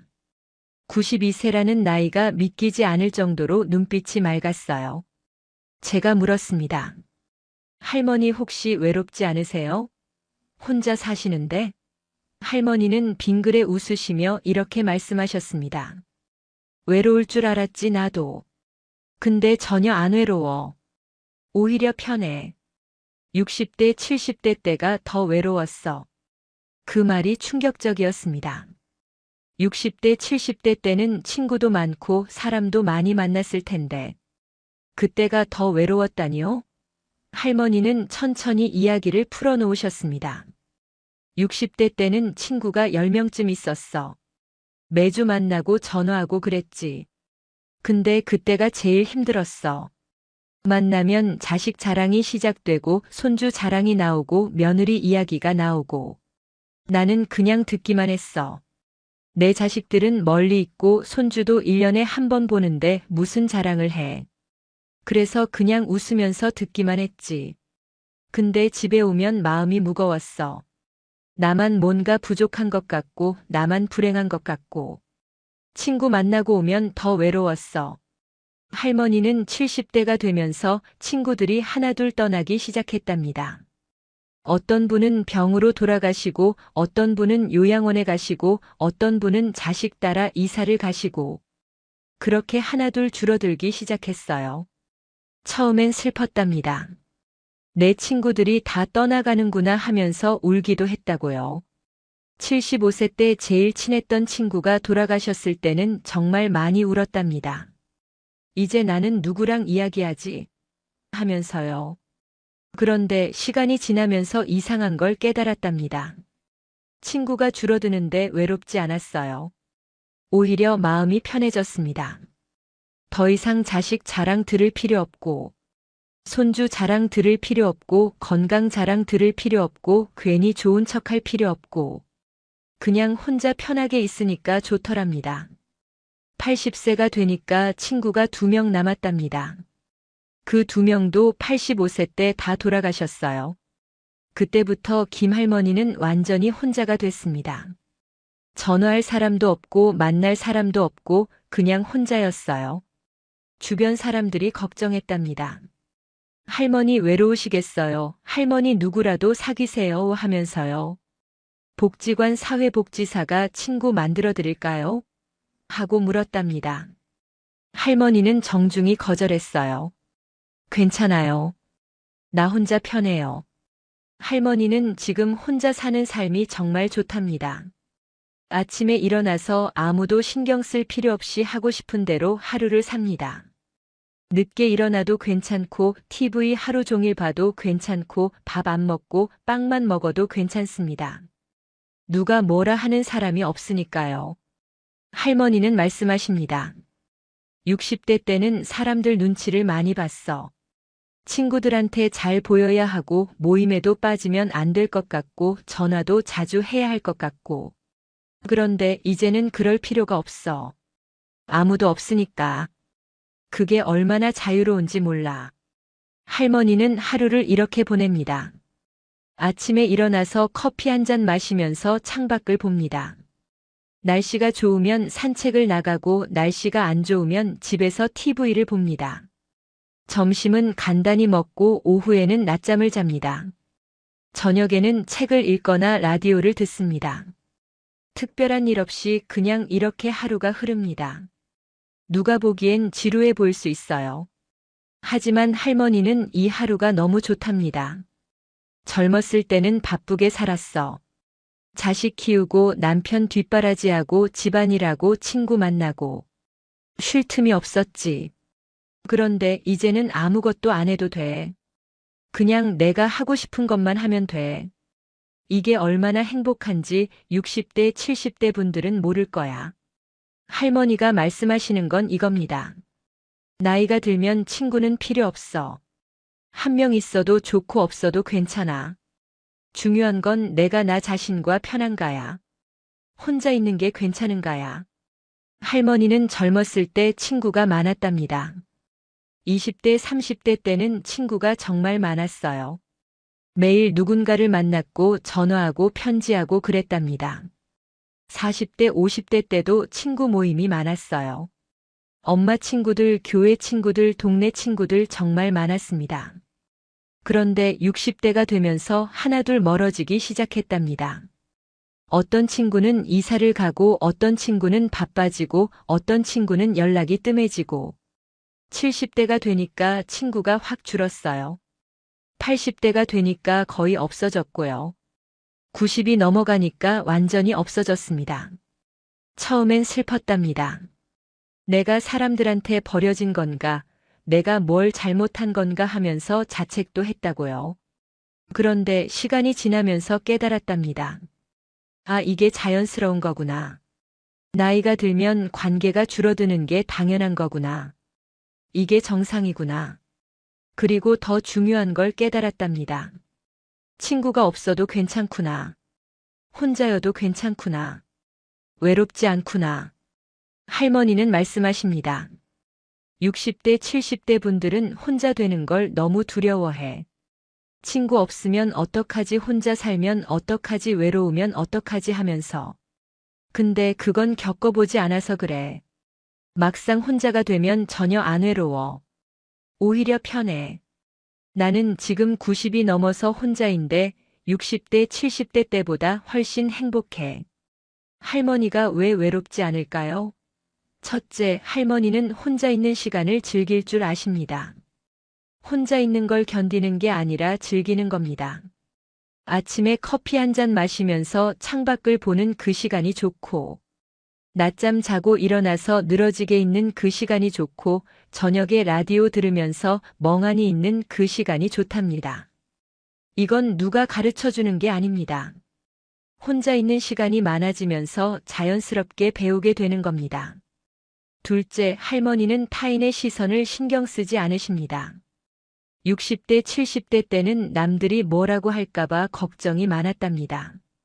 혼자 밥 먹는다고 사람들이 날 불쌍하게 볼까, 친구 없다고 사람들이 날 이상하게 볼까 하면서요. 그런데 90이 넘어가니까 그런 게 전혀 중요하지 않더랍니다. 남들이 뭐라든 상관없어. 내가 편하면 그만이야.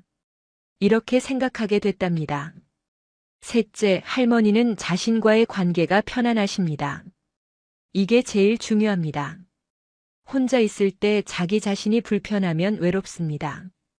자기 자신이 싫으면 외롭습니다. 자기 생각이 부정적이면 외롭습니다. 그런데 할머니는 자기 자신과 편하십니다. 혼자 있어도 자기 자신이 좋고 자기 생각이 편하고 자기 하루가 만족스럽답니다. 그러니까 외로울 이유가 없는 겁니다. 할머니는 말씀하십니다. 외로움은 사람이 없어서 오는 게 아니야. 나 자신이 불편해서 오는 거야. 나 자신을 싫어해서 오는 거야. 나는 지금 나 자신이 편해. 그래서 외롭지 않아. 넷째, 할머니는 기대를 내려놓으셨습니다. 60대, 70대 때는 기대가 많았답니다. 친구가 나를 챙겨줬으면, 자식이 자주 연락했으면, 손주가 할머니를 좋아했으면 하는 기대들이요. 그런데 그 기대가 충족되지 않으면 서운하고 속상하고 외로웠답니다. 그런데 90이 넘어가니까 기대가 사라졌어요. 친구가 연락 안 해도 괜찮아, 자식이 안 와도 괜찮아, 손주가 나를 몰라도 괜찮아. 기대가 없으니까 실망도 없고 실망이 없으니까 외롭지 않습니다.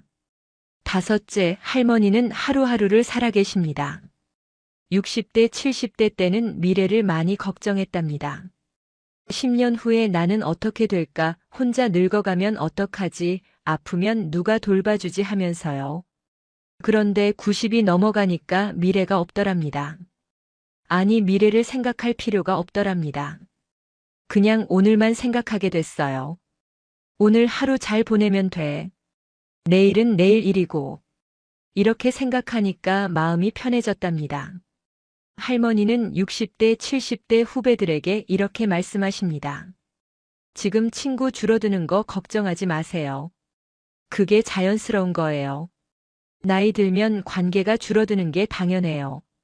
그리고 혼자 되는 거 두려워하지 마세요.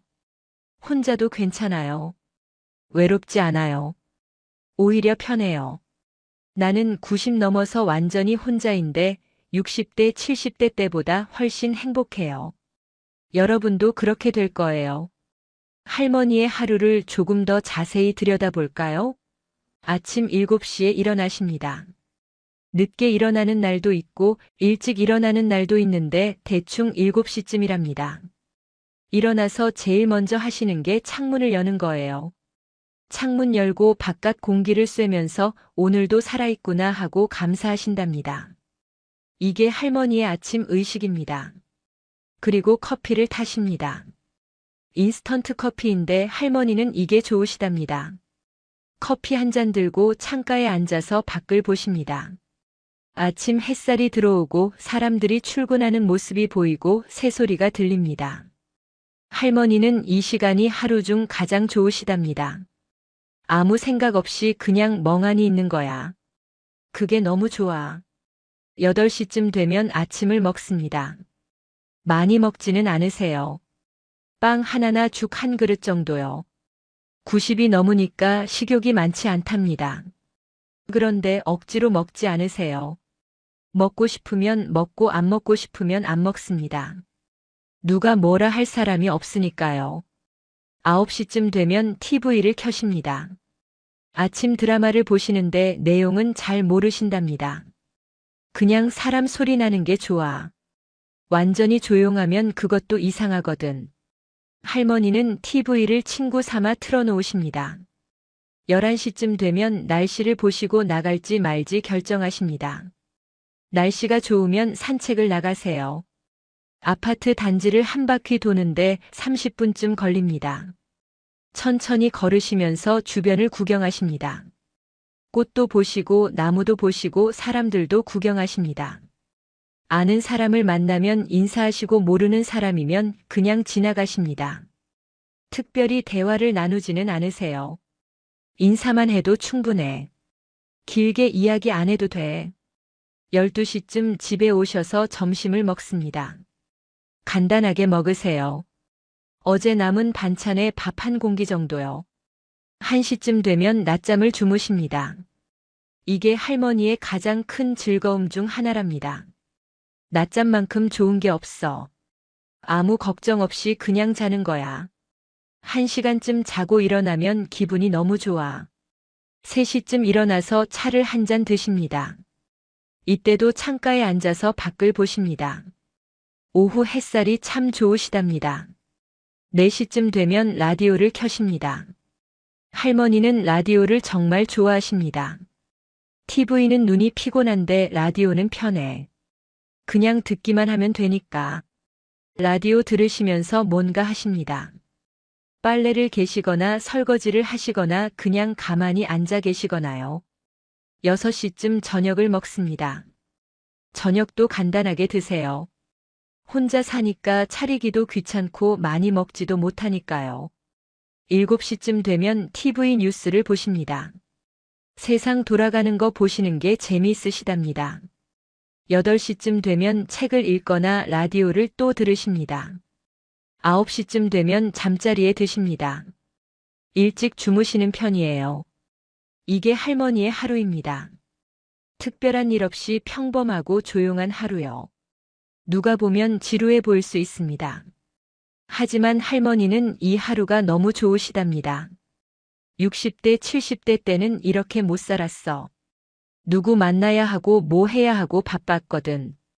근데 이제는 아무것도 안 해도 돼. 그냥 내 마음대로 하루를 보내면 돼. 이게 진짜 자유야. 할머니는 일주일에 한 번 복지관에 가십니다. 화요일마다 가시는데 거기서 점심을 먹고 오십니다. 복지관에 가면 비슷한 나이대 분들이 계세요. 인사하고 밥 먹고 그냥 그렇게 지냅니다. 특별히 친구를 사귀지는 않으세요.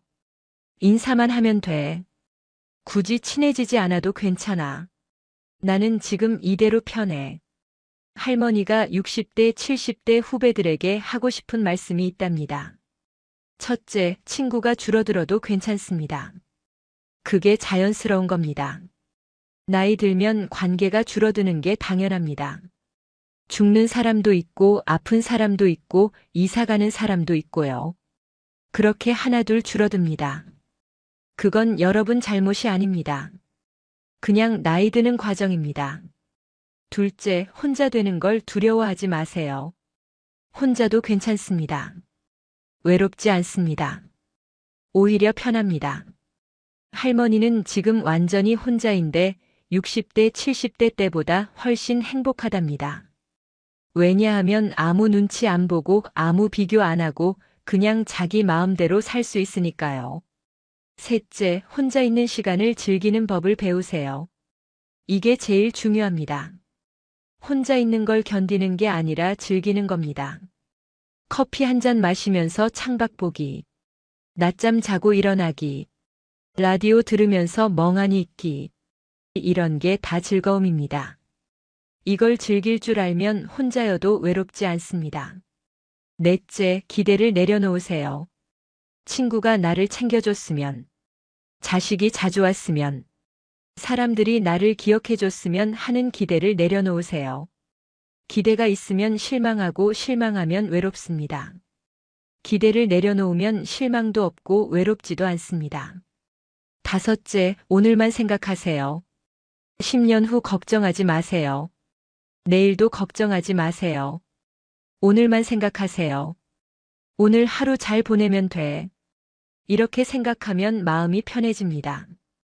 독일의 철학자 쇼펜하우어는 이렇게 말했습니다. 혼자 있을 수 있는 능력은 위대한 정신의 표시다. 혼자 있을 수 있다는 건 자기 자신과 편안하다는 뜻입니다. 자기 생각이 괜찮고 자기 하루가 만족스럽고 자기 인생이 괜찮다는 뜻입니다. 이게 진짜 성숙입니다. 이게 진짜 완성된 인생입니다. 조선 후기 실학자 정약용 선생은 이런 말을 남겼습니다. 홀로 있어도 마음이 편안한 사람이 진정한 군자다. 혼자 있어도 마음이 편안하다는 건 자기 자신이 든든한 벗이 되었다는 뜻입니다. 더 이상 타인에게 의지하지 않아도 되고, 타인의 시선을 신경 쓰지 않아도 되고, 그냥 자기 자신으로 충분하다는 뜻입니다. 김영자 할머니는 92세입니다. 혼자 삽니다. 친구 없습니다. 자식은 멀리 있습니다. 그런데 외롭지 않습니다. 오히려 평화롭습니다. 오히려 행복합니다. 왜냐하면 할머니는 자기 자신과 편하시니까요.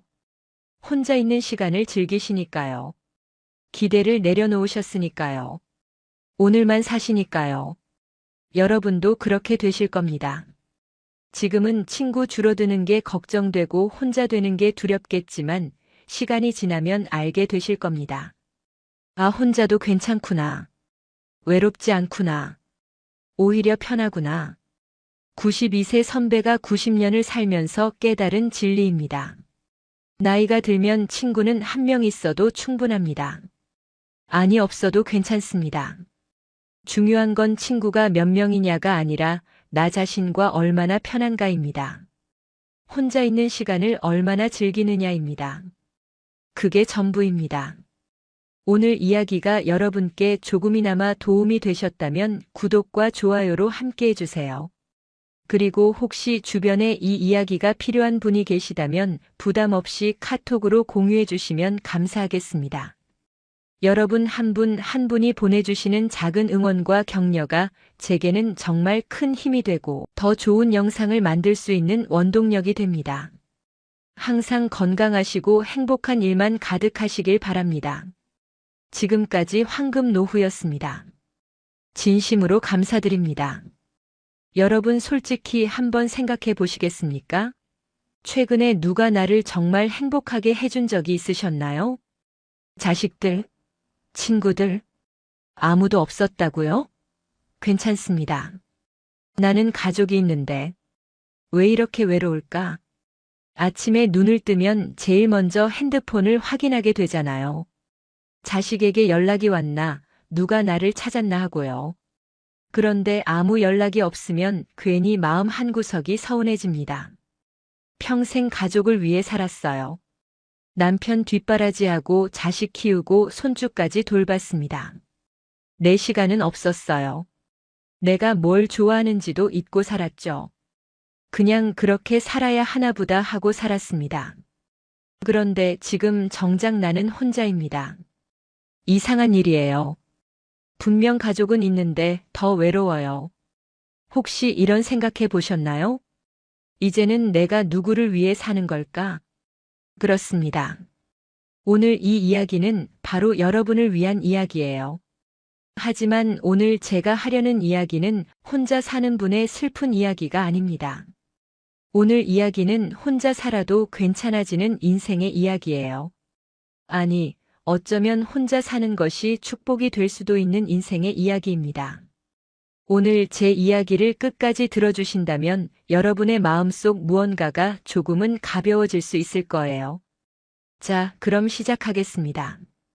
제가 아는 분이 한 분 계십니다. 올해 72살 김혜자님이십니다. 애자 씨는 평생을 아내로, 엄마로, 며느리로 살아왔어요. 23세 시집을 갔습니다. 남편은 착한 사람이었지만 말수가 적었어요. 애자 씨의 마음을 자상하게 물어본 적은 없었습니다. 그래도 괜찮았어요. 그게 그 시대의 현실적인 결혼 생활이었으니까요. 아이 셋을 낳아 키웠습니다. 큰딸, 아들, 막내딸. 아침 5시에 일어나 밥을 짓고 도시락을 싸고 아이들 학교 보냈습니다.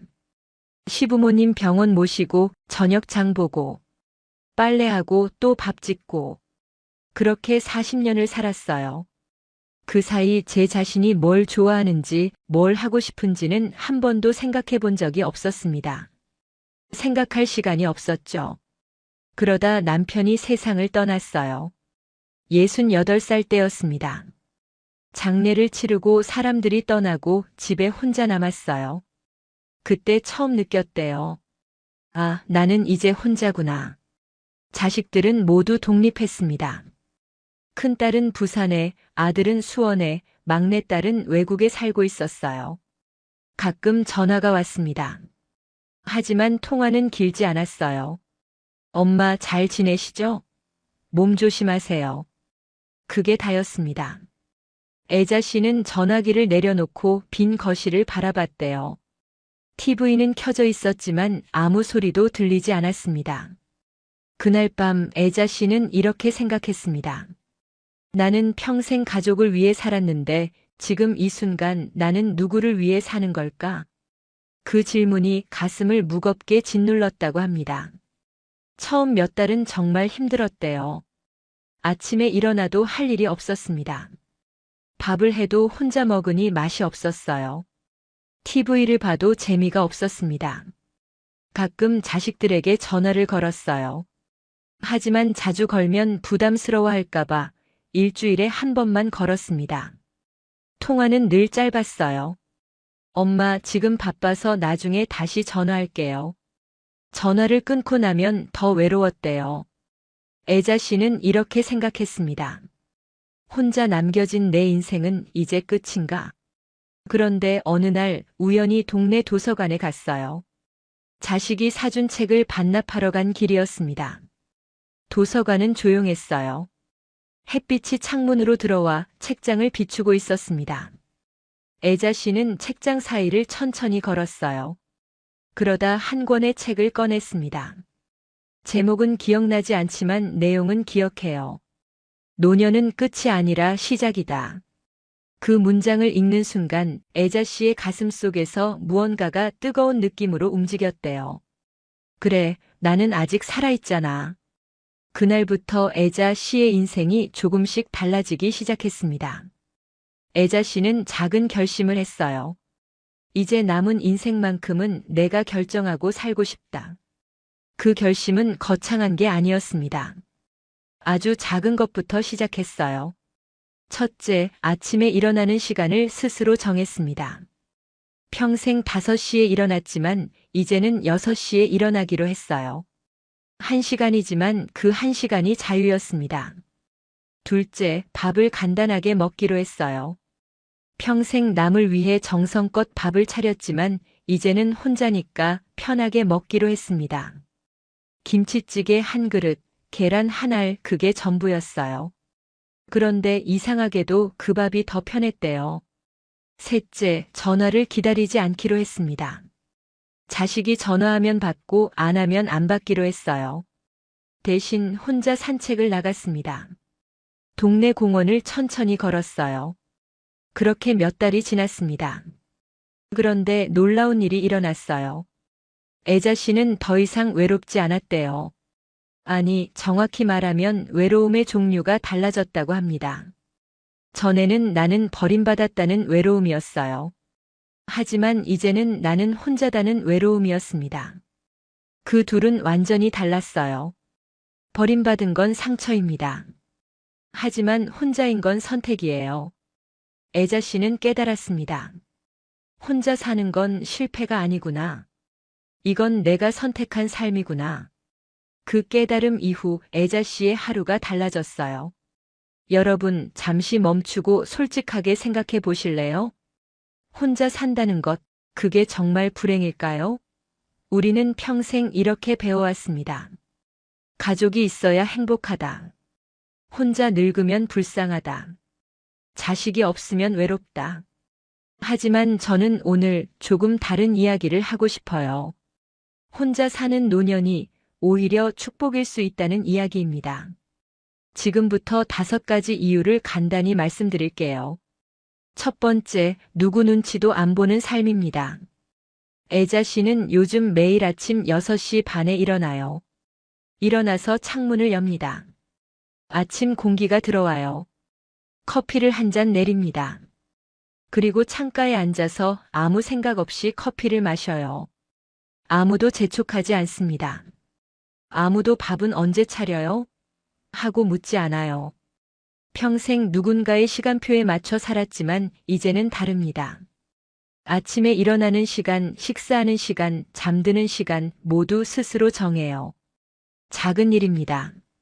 하지만 그 작은 일이 인생을 바꿔요. 설명하지 않아도 되는 하루, 눈치 보지 않아도 되는 시간, 그게 혼자 사는 삶의 첫 번째 축복입니다. 두 번째, 내 인생의 주도권을 되찾는 거예요. 애자 씨는 요즘 일주일에 2번 동네 문화센터에서 서예를 배웁니다.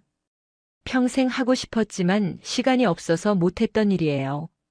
무엇을 먹을지, 어디를 갈지, 누구를 만날지, 모든 게 이제 애자 씨가 정합니다. 별거 아닌 것 같지만 이게 가장 큰 자유예요. 세 번째, 인간관계의 평온입니다. 애자 씨는 이제 만나고 싶은 사람만 만나요. 사람을 덜 만나니까 오히려 외롭지 않대요. 상처받지 않으니까요. 잘못된 사람을 만나면 혼자 있을 때보다 더 외롭습니다. 혼자 있음과 고립은 달라요. 혼자 있는 건 선택이고 고립은 강요입니다. 불필요한 관계로부터 자유로워지는 것, 그게 마음을 평온하게 만들어요. 네 번째, 건강입니다.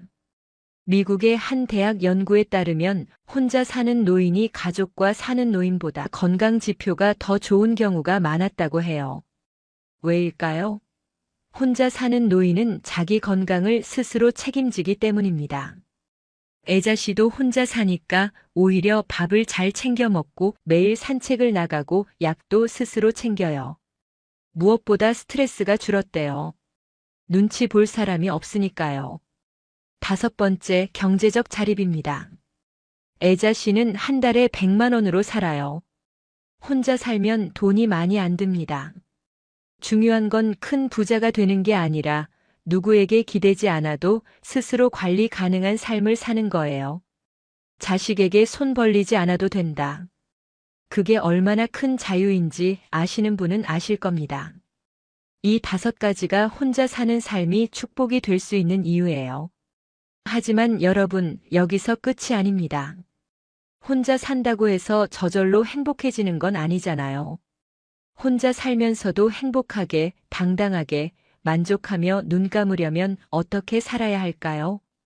지금부터 그 방법 5가지를 말씀드리겠습니다. 애자 씨가 실제로 하고 있는 일들이에요. 첫 번째 방법은 건강한 모닝 루틴입니다. 애자 씨는 매일 아침 6시 반에 일어나요. 일어나자마자 50번 가볍게 제자리에서 뛰고 레몬물 한 잔을 마십니다. 그리고 창문을 열어 환기를 시켜요. 간단한 스트레칭을 10분 정도 합니다. 목을 돌리고 팔을 뻗고 허리를 천천히 굽혔다 폈다 하는 거예요. 그 다음 아침 식사를 합니다. 거창하지 않아요. 계란 한 알, 김치, 된장국, 현미밥 반 공기. 간단하지만 영양을 생각한 식사예요. 식사 후에는 커피를 마시며 창밖을 봅니다. 이 루틴이 하루를 시작하는 힘이 된대요. 여러분도 자신만의 모닝 루틴을 만들어 보세요. 꼭 거창할 필요 없습니다. 레몬물 한 잔 마시기, 창문 열기, 간단한 스트레칭, 그것만으로도 충분해요. 중요한 건 매일 같은 시간에 같은 순서로 하는 겁니다. 그 규칙성이 하루의 안정감을 준다고 해요. 두 번째 방법은 혼자 먹어도 제대로 먹는 식사법입니다. 혼자 살면 밥을 대충 먹게 되잖아요. 라면으로 때우거나 빵으로 끼니를 넘기거나 아예 굶는 경우도 있고요. 하지만 애자 씨는 달라요. 혼자 먹어도 밥상을 차립니다. 간단하지만 제대로 차려요. 아침은 계란과 김치, 점심은 국과 반찬 2가지, 저녁은 생선이나 두부. 거창하지 않지만 단백질과 채소를 꼭 넣습니다. 그리고 중요한 게 하나 더 있대요. 밥을 먹을 때 TV를 끄는 거예요. 혼자 먹으니까 심심해서 TV를 켜놓게 되는데 그러면 음식 맛을 모른대요. 애자 씨는 TV를 끄고 조용히 밥을 먹습니다. 밥 한 술 한 술을 천천히 씹으며 먹는 거죠. 그러면 음식의 맛이 느껴진대요. 그리고 밥을 다 먹고 나면 이렇게 말한대요. 잘 먹었습니다. 혼자 있어도 감사를 표현하는 거예요. 여러분도 혼자 먹더라도 제대로 드세요. 그게 자신을 존중하는 첫 번째 방법입니다. 세 번째 방법은 감사일기 쓰기예요. 애자 씨는 매일 저녁 잠들기 전에 공책을 꺼낸대요. 그리고 오늘 하루 감사한 일 3가지를 씁니다. 거창한 게 아니에요. 오늘 날씨가 좋았다. 산책할 때 기분이 좋았다. 이웃집 할머니가 인사를 해줬다. 반가웠다. 저녁에 먹은 된장찌개가 맛있었다. 잘 끓였다. 이렇게 아주 작은 일들입니다. 처음에는 감사할 게 없다고 생각했대요. 하지만 매일 쓰다 보니 작은 것들이 보이기 시작했다고 합니다. 아침 햇살, 따뜻한 국물, 편한 잠자리. 당연하다고 생각했던 것들이 사실은 감사할 일이었던 거죠. 감사 일기를 쓰면 하루가 달라진대요.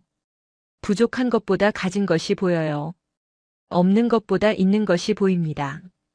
그러면 마음이 평온해진대요. 여러분도 오늘부터 시작해보세요. 공책 한 권 준비하시고 매일 저녁 감사한 일 3가지만 쓰시면 됩니다. 한 달만 해보세요. 분명히 마음이 달라질 거예요. 네 번째 방법은 취미 활동입니다. 애자 씨는 일주일에 2번 서예를 배우고 1번은 도서관에 가서 책을 읽어요. 취미가 있으면 하루에 기다림이 생긴대요. 수요일에 서예 수업이 있어. 그 생각만으로도 월요일과 화요일을 견딜 수 있다고 합니다. 취미는 꼭 배우는 것일 필요는 없어요. 뜨개질을 하셔도 되고, 그림을 그리셔도 되고, 노래를 부르셔도 되고, 걷기를 하셔도 됩니다. 중요한 건 내가 좋아하는 일을 하는 거예요. 다른 사람이 뭐라 하든 내가 좋으면 돼요. 애자 씨는 말합니다. 서예를 배우면서 처음으로 느꼈어요. 아, 나도 뭔가 잘할 수 있는 게 있구나. 나도 배울 수 있구나. 평생 누군가를 돌보기만 했던 애자 씨가 처음으로 자신을 위해 무언가를 배우는 겁니다.